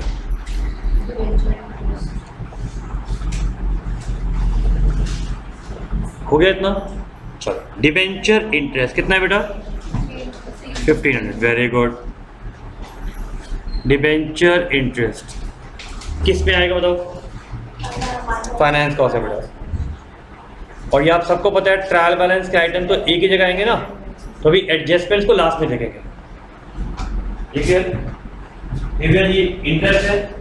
एफ होता है बेटा फाइनेंशियल कॉस्ट। फाइनेंस का मतलब है कोई भी कंपनी ने फाइनेंस रेज किया, पैसा रेज किया, उस पर जो भी कंपनी को देना है, ब्रोकरेज है, कमीशन है, इंटरेस्ट है, वो सब फाइनेंशियल कॉस्ट में आते हैं। यहाँ तक क्लियर हो गया? चलो अब आगे आते हैं। प्रिलिमिनरी एक्सपेंसेस, मैं एक बार रिपीट कर देता हूँ, ये मैंने पहले भी बताया था। इसमें 3 पॉसिबिलिटीज हैं। सबसे पहला सिक्योरिटी प्रीमियम। क्या पूरे क्वेश्चन में सिक्योरिटी प्रीमियम कहीं दिया हुआ है? ठीक है, ये खतरा का पॉइंट था जो हमने क्वेश्चन नंबर 5 में देखा था एक बार, ठीक है। अगर सिक्योरिटी प्रीमियम नहीं है तो लॉजिकली P&L से 100% राइट ऑफ हो जाता है। ये अब रूल आ गया है AS 26 में, अकाउंटिंग स्टैंडर्ड 26 है इंटेंजिबल एसेट का। उसमें क्लियरली लिखा हुआ है कि all fictitious asset should be 100% right of. इसका मतलब मुझे इसको हटाना है 3000। मैं रिपीट कर रहा हूँ, ये डेप्रिसिएशन नहीं है, डेप्रिसिएशन टेंजिबल पे लगता है, एमोर्टाइजेशन इनटेंजिबल पे लगता है। तो डेप्रिसिएशन एमोर्टाइजेशन यहाँ पर आएगा। प्रीमियम एक्सपेंसेस फिक्टिशियस एसेट होते हैं, तो फिक्टिशियस एसेट को राइट ऑफ करने का हदी क्या होता है? Other expenses. तो कई बार स्टूडेंट गलती डी में कर देते हैं, ये डेप्रिसिएशन नहीं है, एमोर्टाइजेशन नहीं है, ये राइट ऑफ है किसका? प्रीमियम एक्सपेंसेस का। और क्लियर हो गया तक? अदर एक्सपेंसेस, तो अभी तक मेनली आपको 1-2 आइटम में दिक्कत आई है, उसको मार्क कर लीजिएगा साथ साथ। Preliminary expenses 3000,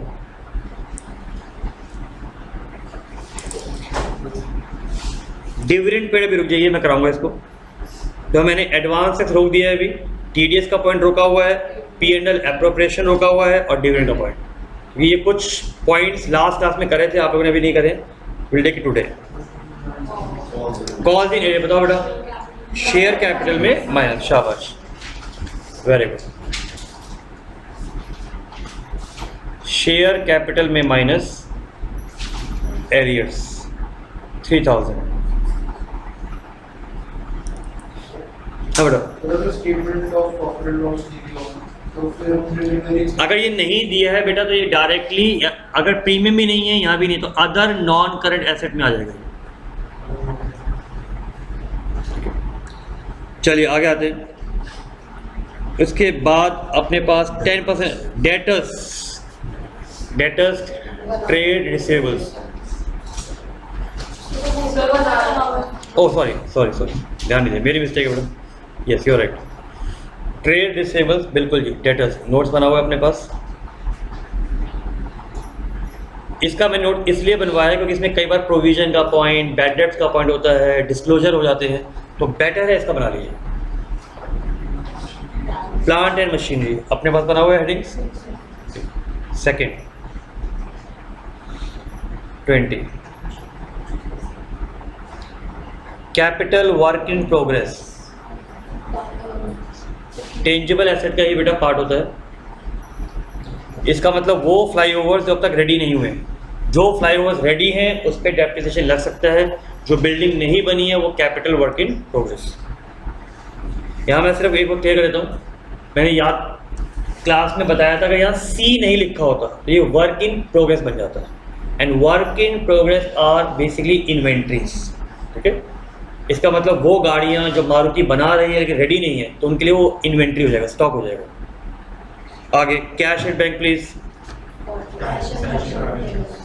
cash and cash equivalent बना हुआ अपने पास heading bank. Patent and trademarks, इसको भी लिख लीजिए क्योंकि इसमें भी कई बार एमोटाइजेशन होता है, तो टेंजिबल और इनटेंजिबल दोनों का ही बना लीजिए इसके नीचे। तो कई बार डेप्रिसिएशन और एमोटाइजेशन का पॉइंट आ जाता है। पेटेंट,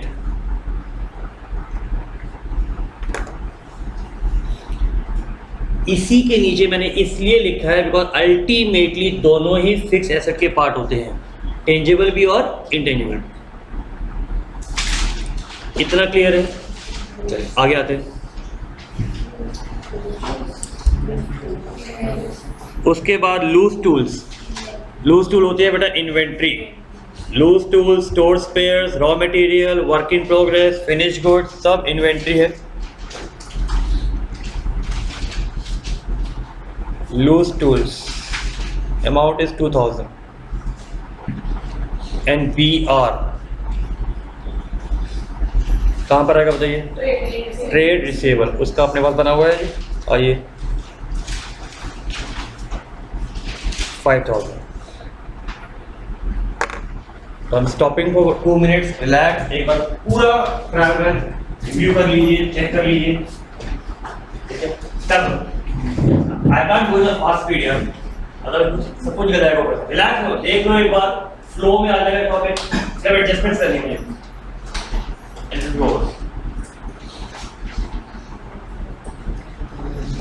देख लो कि माइंड में रहेगा ये चीजें कहाँ है, एडजस्टमेंट भी इजी रहेगा मेरे लिए, इसलिए टाइम दे रहा हूँ। जब एडजस्टमेंट्स आएंगी तो क्विकली हम लोग एडजस्टमेंट को प्लेस कर सकते हैं।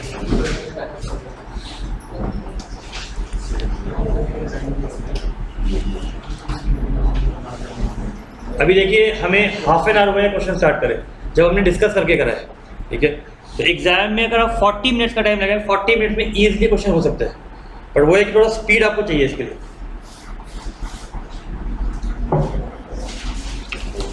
Are we ready? करें स्टार्ट? हो गया रिव्यू? चलो। 1 पॉइंट अगेन मैं रिपीट कर रहा हूं, मैंने लास्ट इनिशियल क्लासेस में बताया था, एग्जामिनर ड्यू का किसी के पास इतना टाइम नहीं है कि वो एक एक आइटम चेक करेगा, यू ऑल नो इट।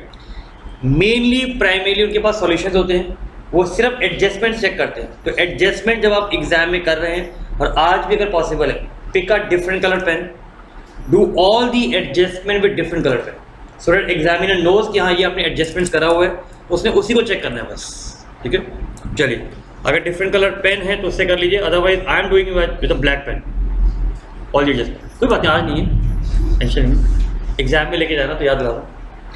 चलिए फर्स्ट एडजस्टमेंट क्विकली, हमारे गाइडलाइंस में लिखा था मैक्सिमम 8 एडजस्टमेंट्स, उसमें ये पहली एडजस्टमेंट तो पक्का होगी, 100% होगी, ठीक है। Closing stock. अब ध्यान रखिएगा हर चीज का डबल इफेक्ट साथ साथ करना है, जिससे कि बैलेंस शीट हमारी मैच हो।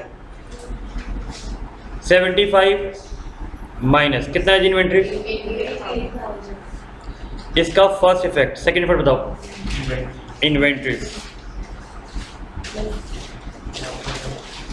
इन्वेंट्रीज में closing stock,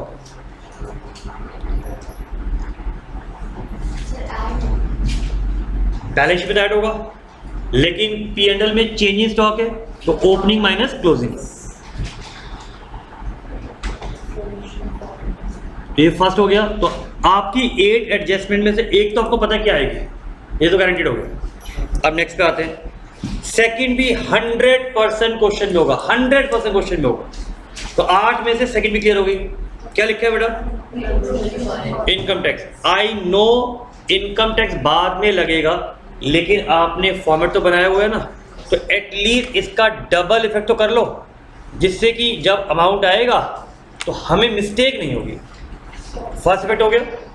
second effect provision for tax का कहां जाता है, शॉर्ट टर्म प्रोविजन में, उसके नोट्स हमने बनाए हुए हैं बेटा।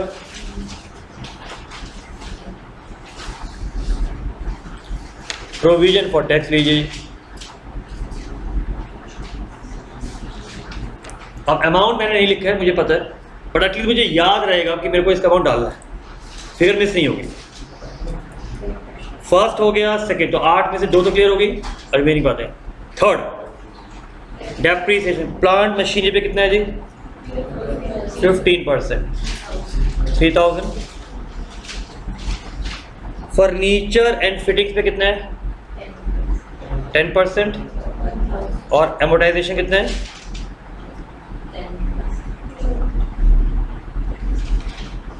डेप्रीसिएशन में 2 चीज़ होती है, depreciation and amortisation. The heading is depreciation and amortisation. अभी सेकंड इफेक्ट मैंने नहीं किया है, इतना क्लियर है। सेकंड इफेक्ट बताइए इसका कहाँ जाएगा, P&L में टोटल जाएगा 3 + 1 4 + 2 8 4 2 8 0। मैं आपको उतने नोट्स बनवा रहा हूँ जो रीजनेबल हैं और जो आप मैनेज भी कर सकते हैं एग्जाम में। डेप्रीसिएशन 4280, डबल इफेक्ट हो गया। एडजस्टमेंट्स में जल्दी नहीं करना, क्योंकि इसी में कई बार डबल इफेक्ट नहीं होता और हमारा बैलेंस शीट मैच नहीं करता है। 3 चीज़ें क्लियर हो गई। तो 8 में से 3 तो मेरा पक्का हो गया। और फोर्थ पे आते हैं, क्या लिखा है देखिए, rent. It mean double effect होना चाहिए। रेंट हमने कहाँ लिखा था, अदर एक्सपेंस में।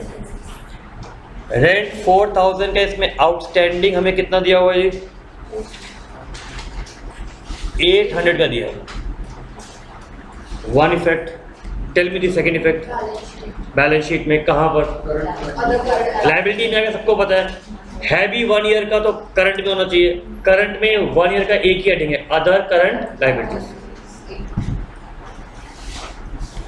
डबल इफेक्ट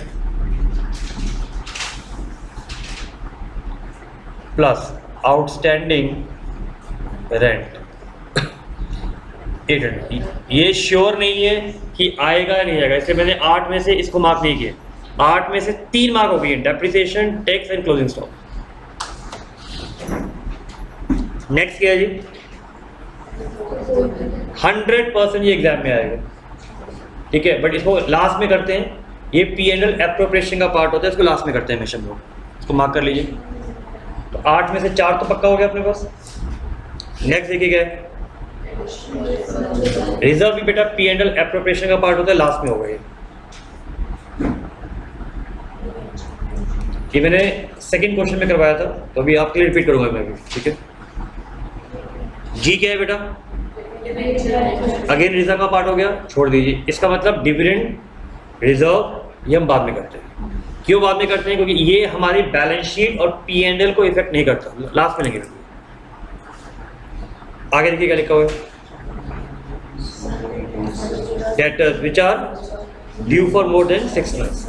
ये मैंने कल सिखाया था कि हाँ नोट्स में डेटर्स को बेटा आपको अलग से लिखना होता है कि जो डेटर 6 महीने से ज़्यादा है उनको अलग से दिखाइए। रीज़न, जो ज़्यादा टाइम से आपकी पेमेंट नहीं दे रहे हैं जैसे विजय माल्या साहब, तो गारंटीड है कंपनी की फाइनेंशियल सॉल्वेंसी में रिस्क होता है, इसीलिए आपको इसको ब्रेक करना होता है। ये देखिए डेटर्स कितने अपने पास यहाँ पर, इसको ब्रेक कर दो।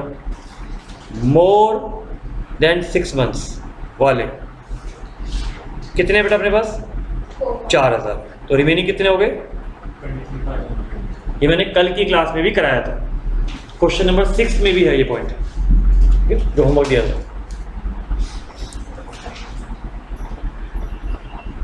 आगे बताओ बेटा। ये पॉइंट भी एग्जाम में आ सकता है, डेटर्स वाला पॉइंट भी एग्जाम में आ सकता है, इवन इक्विटी शेयर वाला पॉइंट भी एग्जाम में आया भी हुआ है और आ भी सकता है। तो एडजस्टमेंट में ये भी कहाँ पे आएगा बताओ? शेयर कैपिटल में। ये भी नोट्स है, सिर्फ डिस्क्लोजर है। इसका मतलब ये है कि कंपनी के पास 70,000 रुपए के शेयर है, उसमें से 2,000 पे कैश नहीं मिला है, वो बिल्डिंग या मशीनरी या बार्टर सिस्टम के थ्रू मिला होगा, उसे मेंशन कर दीजिए 2000 इक्विटी शेयर्स, ठीक है, are against item other than cash.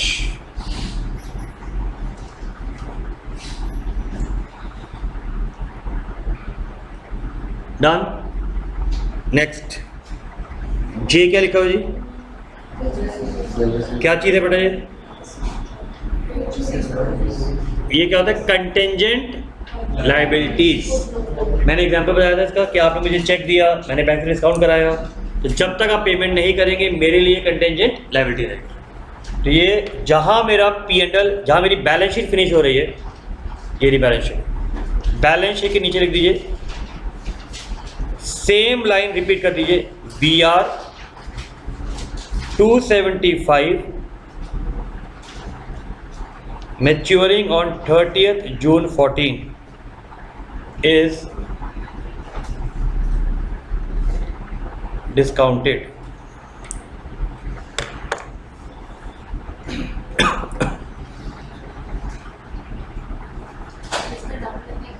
बेटा कंटेंजेंट लायबिलिटी तो रिकॉर्ड ही नहीं होती ना, तो इसलिए इसका डबल इफेक्ट नहीं होता। डबल इफेक्ट उन चीज़ों का होता है जो P&L या बैलेंस शीट में रिकॉर्ड होते हैं। क्यों? यहां तक क्लियर है? ठीक है, चल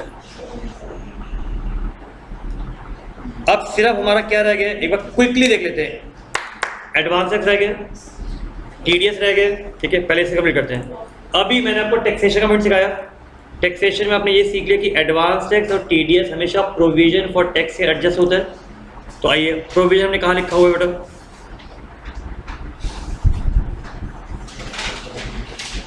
शॉर्ट टर्म प्रोविजन हमने बनाया था ना कुछ, चलो शॉर्ट टर्म प्रोविजन का अपने पास बना हुआ ऑलरेडी। आइए यहीं पर लिख दीजिए less advance tax and TDS 5000। ये ट्रायल बैलेंस का आइटम है इसलिए एक जगह आएगा, ठीक है।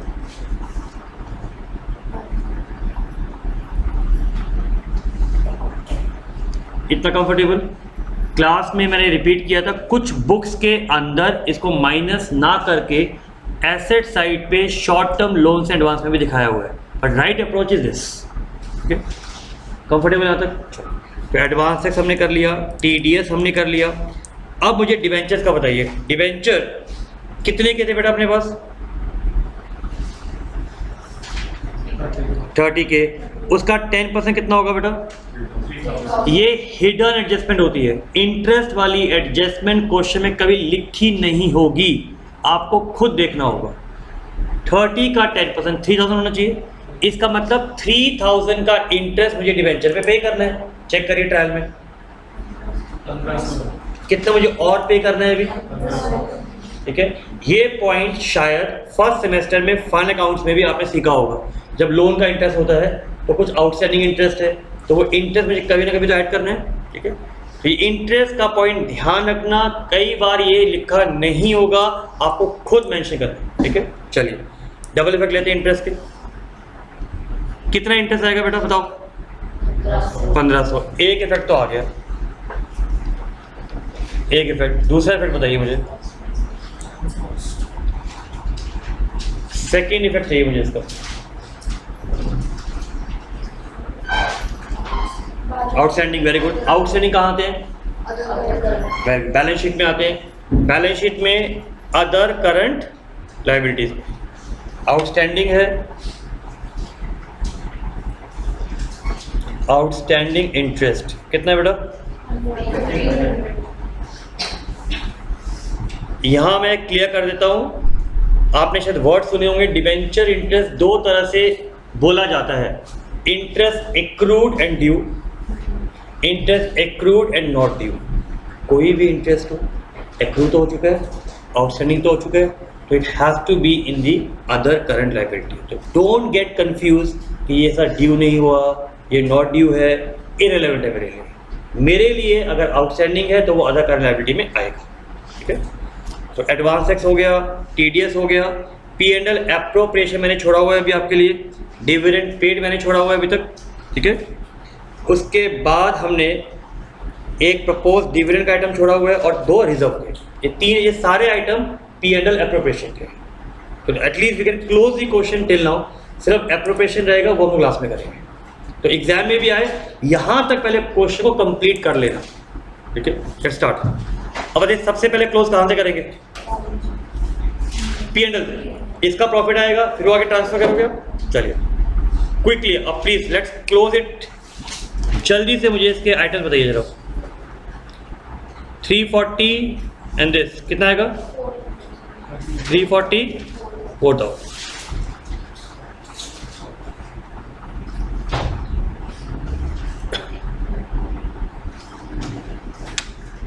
$290 minus 10, 2,09,000 माइनस 13,000। एम्प्लॉय का मुझे टोटल करके बताइए।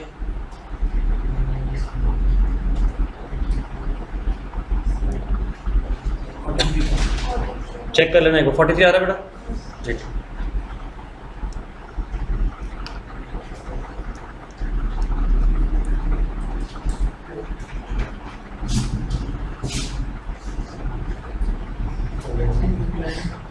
अदर एक्सपेंसेस बताइए कहां से आएगा बेटा? राइट, अदर एक्सपेंस नोट से, नोट्स की टोटलिंग करिए, बताइए मुझे अदर एक्सपेंस का टोटल जरा। 9,800। चेक कर लेते हैं एक बार। ये रहा 8,800। ओके, तो आंसर वेरी गुड, शाबाश, 3 आंसर आ गए, ब्रिलियंट, कितने अच्छे, वेरी गुड, कितने प्यारे बच्चे हैं। 4800, 4050 और 3000। फाइनली बताओ जरा मुझे। 12,800। चलो फाइनली ऋषभ भी ठीक है। चलो 12, थैंक यू सर। अब इसको लिख लेते हैं 12,800।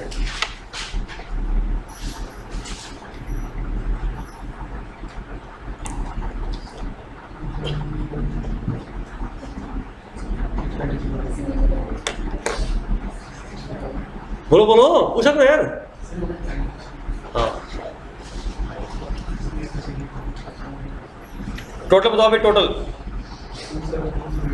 27,080। पक्का ठीक है ना? 2.9080। नहीं ठीक है, आपने क्या किया, वो 30 माइनस नहीं किया, तो 13,000 माइनस रह गया आपका। बाकी ठीक है, 272 माइनस 13, तो ऑलमोस्ट आप नियर अबाउट थे, ठीक है।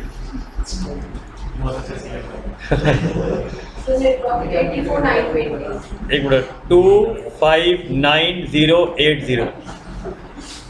पीबीटी कितना आ रहा है बेटा? 84,920।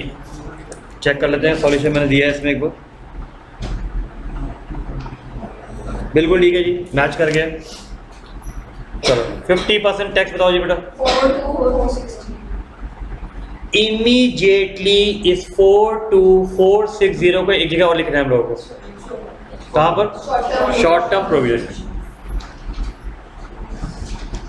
42460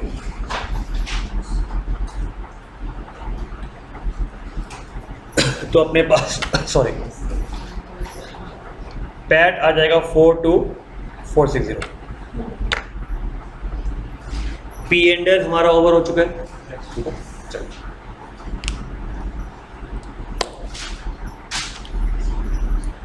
सबका।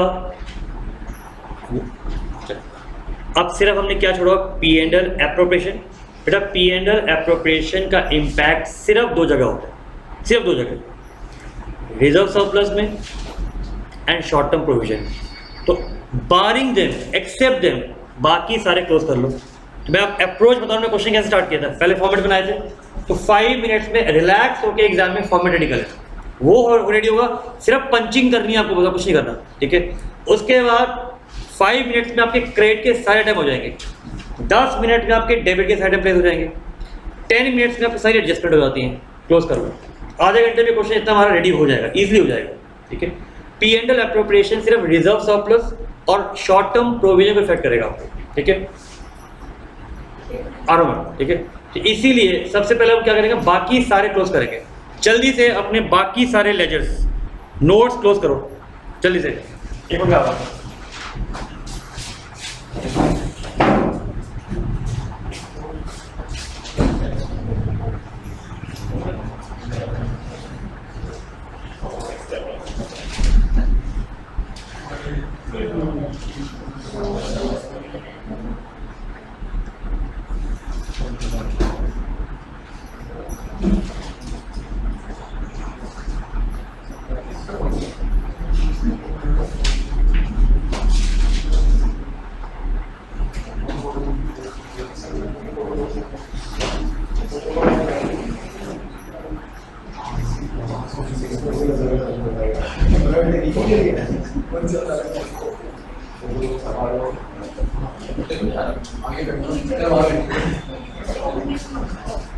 चलो भाई, शेयर कैपिटल बता दीजिए भाई।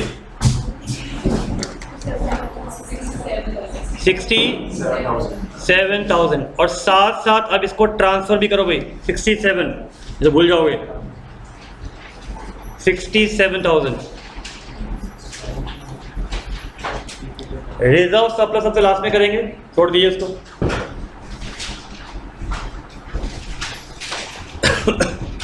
शॉर्ट टर्म प्रोविजन लास्ट में करेंगे। Furniture fixture 9,000, plant machinery 17। जल्दी नहीं करना, जल्दी नहीं करना। हेडिंग 4 हेडिंग्स हैं, टिक्की, टेंजेबल अलग, इंटेंजेबल अलग, कैपिटल वर्क इन प्रोग्रेस अलग। ठीक है, तो टेंजेबल का टोटल कितना है? 26,000। 9 + 17 कितना है? 26। और कैपिटल वर्क इन प्रोग्रेस का टोटल कितना है? 9। और यहां पर आ जाते हैं बेटा 2520। ये तीनों आइटम अलग अलग लिखे जाएंगे। टिक्की हेडिंग है, ये किस में आएगा? फिक्स एसेट के अंदर। तो फिक्स एसेट में अपने पास यहां पर है टी, आई और C. T was tangible, how much? 26। I कितना था? 25। ये 9,000 था शायद। अब इसका टोटल बाहर लिखिए, बिकॉज जो नंबर होगा, नंबर हमेशा इसका बनता है फिक्स एसेट का। 35 एंड 37 बिल्कुल ठीक है बेटा, परफेक्ट। अब जोश आ रहा, लग रहा है क्वेश्चन खत्म हो रहा है, बस ये भूख लग रही है, क्लास खत्म होने वाली है। चलो 37,520 गुड। ये हो गया, ये over over over over. Trade receivables बेटा, इससे कभी टेंशन मत लेना, ये सिर्फ ब्रेकअप है, बैलेंस शीट में टोटल ही आएगा मेरा। ठीक है, 32,500।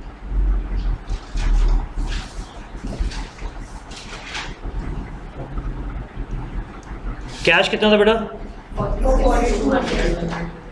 46,200। तो कैश भी क्लोज हो गया अपने पास।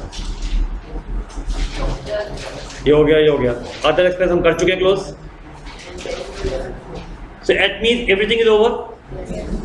मेरे पास स्टार्टिंग से क्रेडिट साइड लिया हम लोगों ने, डेबिट साइड लिया था, एडजस्टमेंट लिया, ठीक है। पी एंड एल एप्रोप्रिएशन की एडजस्टमेंट छोड़ दिया था हम लोगों ने, लास्ट में लेंगे, टेंशन नहीं है, ठीक है। रिजर्व सरप्लस और शॉर्ट टर्म प्रोविजन नहीं बनाया। ये बताइए रिजर्व और शॉर्ट टर्म प्रोविजन किस साइड पे आते हैं, लायबिलिटी एसेट? तो एटलीस्ट एसेट साइड तो पूरी होगी ना अपनी। क्लोज करो यार, उसको खत्म करो, ठीक है। क्लोज, इसका मतलब एटलीस्ट एग्जाम में ट्रिक बता रहा हूं मैं, टाइम नहीं हो पहले एसेट क्लोज कर लेना और दोनों साइड टोटल लिख के आ जाना। पॉइंट क्लियर है? आई एम टेलिंग यू दैट अगर टाइम कम हो तो एटलीस्ट एसेट साइड तो पूरी होगी ना, टोटल लिखो, लायबिलिटीज का मैच करके आ जाना। भाई ये मत छोड़ के आना कि सर मेरा क्वेश्चन कंप्लीट नहीं हुआ। चलिए जल्दी से टोटल बताओ मुझे। Double two 622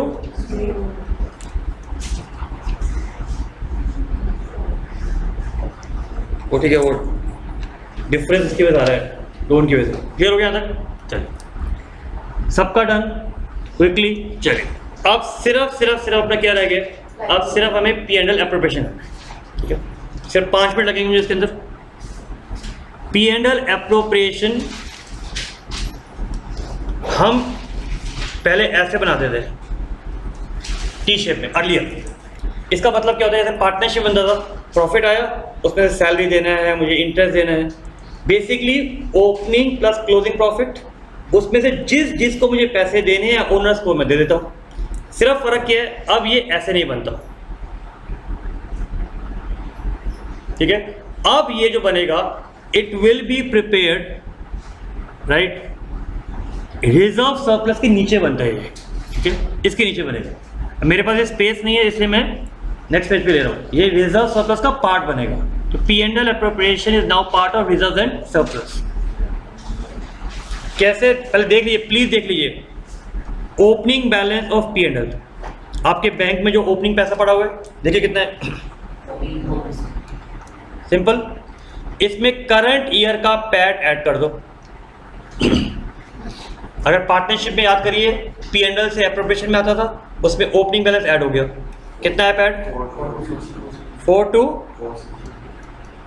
total 56,460। बहुत ईजी है। अब इसको देना है, उस समय आप पार्टनरशिप में देते थे सैलरी इंटरेस्ट। उस समय अगर मैं 12th होता तो मैं कहता sir is a trick. Sir का मतलब एस सैलरी हो गया, आई इंटरेस्ट हो गया, आर रिजर्व हो गया। यहां मैंने ट्रिक बताई थी, क्या थी? आर डी बर्मन, ठीक है। आर का मतलब रिजर्व्स, डी का मतलब डिविडेंड, बी का मतलब बैलेंस। इस क्वेश्चन में देखिए रिजर्व्स क्या क्या दिए हुए हैं आपको, चेक करिए। जनरल रिजर्व कितना दिया बेटा? 15,000। उसके बाद ये कहाँ दिए हुए हैं? अरे नहीं, ये जी आर तो बेटा ऑलरेडी ट्रायल में दिया हुआ है ना, वो तो हम ले चुके हैं। हम किस रिजर्व की बात कर रहे हैं? एडजस्टमेंट्स की बात कर रहे हैं। कितने रिजर्व दिए हुए? 1000 दिए थे। एक मिनट, लेट्स गो स्लो चलो, यहाँ तक क्लियर है? चलिए जी आर बेटा हम लोगों ने एफ एडजस्टमेंट में दिया कितना? 1000। ये अब आपके लिए इजी हो गया। जब पुराना कंपनीज एक्ट था उस समय हमें कुछ रेट्स याद करने होते थे, अब वो रेट्स याद नहीं करने। रिजर्व अगर क्वेश्चन में दिया जाएगा तो माइनस करना है, तो माइनस नहीं करना। It mean reserve will only be subtracted when it is given in the question, otherwise now it cannot be any statutory reserves। वो खत्म हो चुका है। यहां तक कंफर्टेबल? अब डिबेंचर रिडम्पशन रिजर्व कितना दिया हुआ है?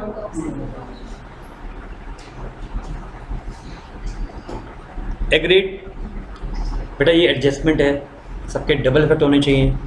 तो लॉजिकली अब इसमें से माइनस करके है तो रिजर्व ही ना, तो रिजर्व के क्या अपने पास हेडिंग बने हुए हैं? रिजर्व सरप्लस है अपने पास, ये रहा। जीआर में कितना एक्स्ट्रा ऐड हो गया? मैं रिपीट कर रहा हूं, डबल इफेक्ट हर चीज का। डिबेंचर रिडम्पशन रिजर्व कितना आ गया? चेक करिए। तो एप्रोप्रिएशन से माइनस हुए और यहाँ दोबारा आ गया। तो रिजर्व के हेडिंग में ये प्लस माइनस होता है, रिजर्व के हेडिंग में P&L में से minus and it goes to the reserves. तो इसलिए कई बार ये कंफ्यूजिंग हो जाता है, मैंने इसलिए लास्ट में कराया कि याद रहेगा, उसी हेडिंग में से माइनस करके उसी में प्लेस करना है, सिर्फ सब टोटल चेंज हो जाएगा।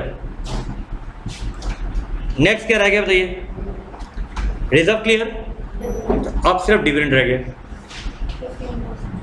इतना पहले क्लियर है। डिविडेंड कितना बेटा 15%। डिविडेंड हमेशा पेड अप कैपिटल पे निकलता है। क्वेश्चन में चेक करिए पेड अप कैपिटल कितनी दी हुई है, 51% ऑफ पेड अप, 67,000 का 15%। चेक करो बेटा, खुद निकालिए प्लीज, वेट कर रहा हूं। 10,000 प्रपोज डिविडेंड, प्लीज डाउट हो पूछ लेना, जहां इतनी मेहनत करिए। 5 मिनट्स और लूंगा एक्स्ट्रा आपके पास, and you have done so much hard work, just 5 minutes. हो गया इतना क्लियर? अगेन डबल इफेक्ट होना चाहिए। प्रपोज है, जैसे provision for tax short term provision में आता है, प्रपोज डिविडेंड भी शॉर्ट टर्म प्रोविजन में दिखाया जाता है, it's a part of short term provision. Double effect,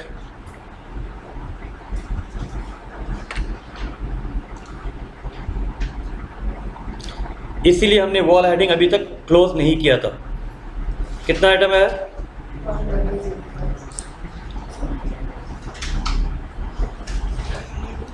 यहां तक पहले चेक कर लीजिए, कंफर्टेबल है?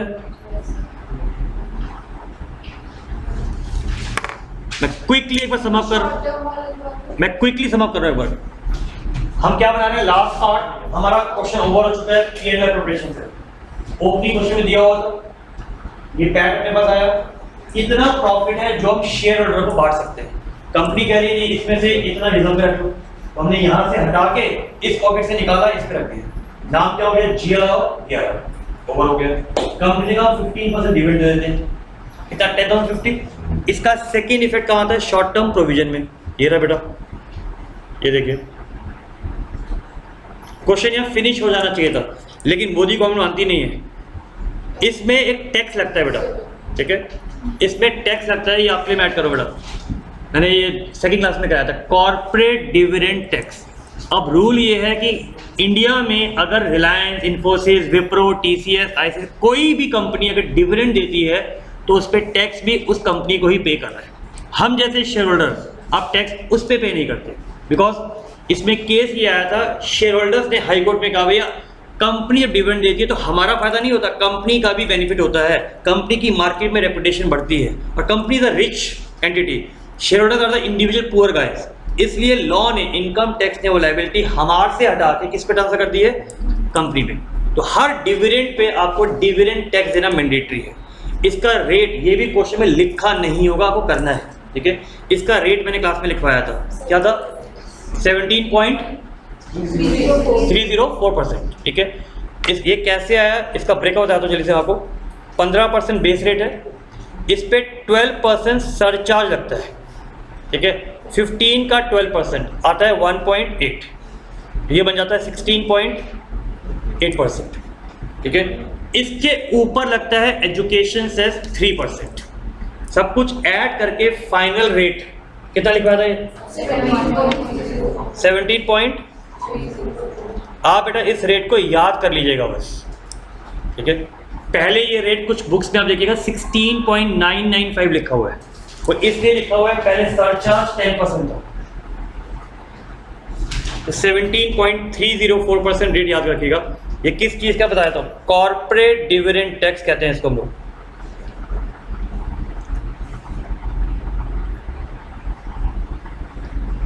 ये किस पे लगता है, प्रॉफिट पे नहीं, ये भी गलती बच्चे करते हैं, डिविडेंड पे, जितना डिविडेंड है उस पे टैक्स लगेगा। CDT 17.304% इसका 1739। और प्लीज इसको राउंड ऑफ नहीं करना, 17% एग्जैक्ट लेना है। इसका डबल इफेक्ट होना चाहिए, 0.05। अच्छा वो छोड़ इतना तो यार नीचे, इतना तो छोड़ देना, चलिए अच्छा तो ये इसका सेकंड इफेक्ट कहाँ आएगा? Provision for tax. भाई टैक्स है तो टैक्स के साथ दिखा दीजिए CDT 17 कितना आ रहा था? 39।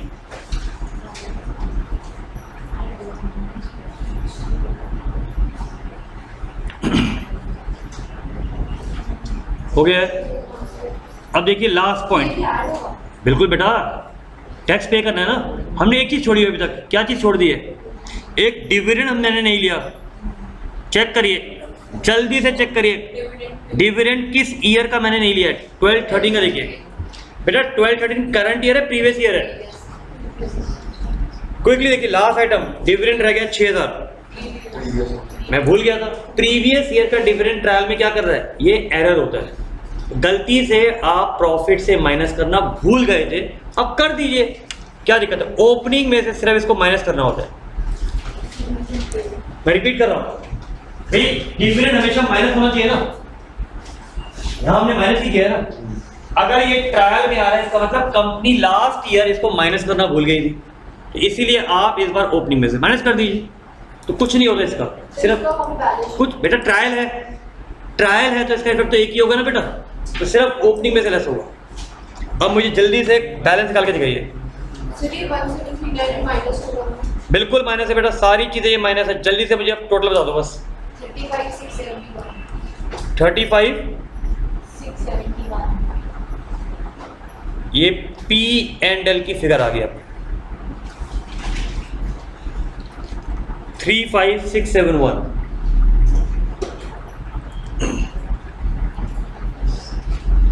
ये बताइए कहां पर लिखेंगे? रिजर्व एंड सरप्लस लिखिए इसको। P&L 35,671 इसका टोटल करिए और शॉर्ट टर्म प्रोविजन का टोटल करिए। Question is over.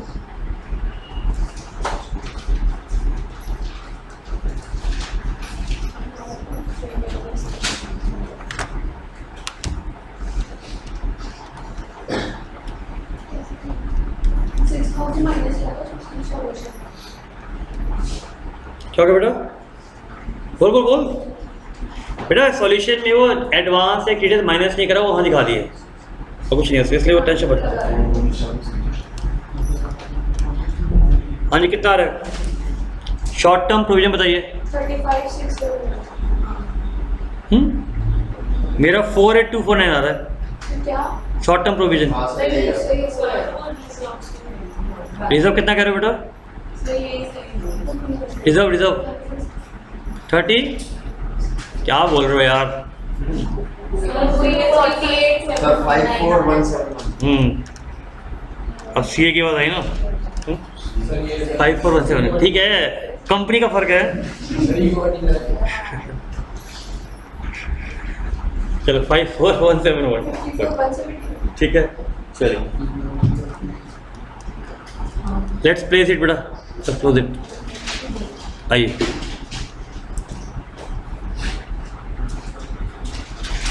रिजर्व कितना था भाई? दोबारा बता देगा। 54 और लास्ट में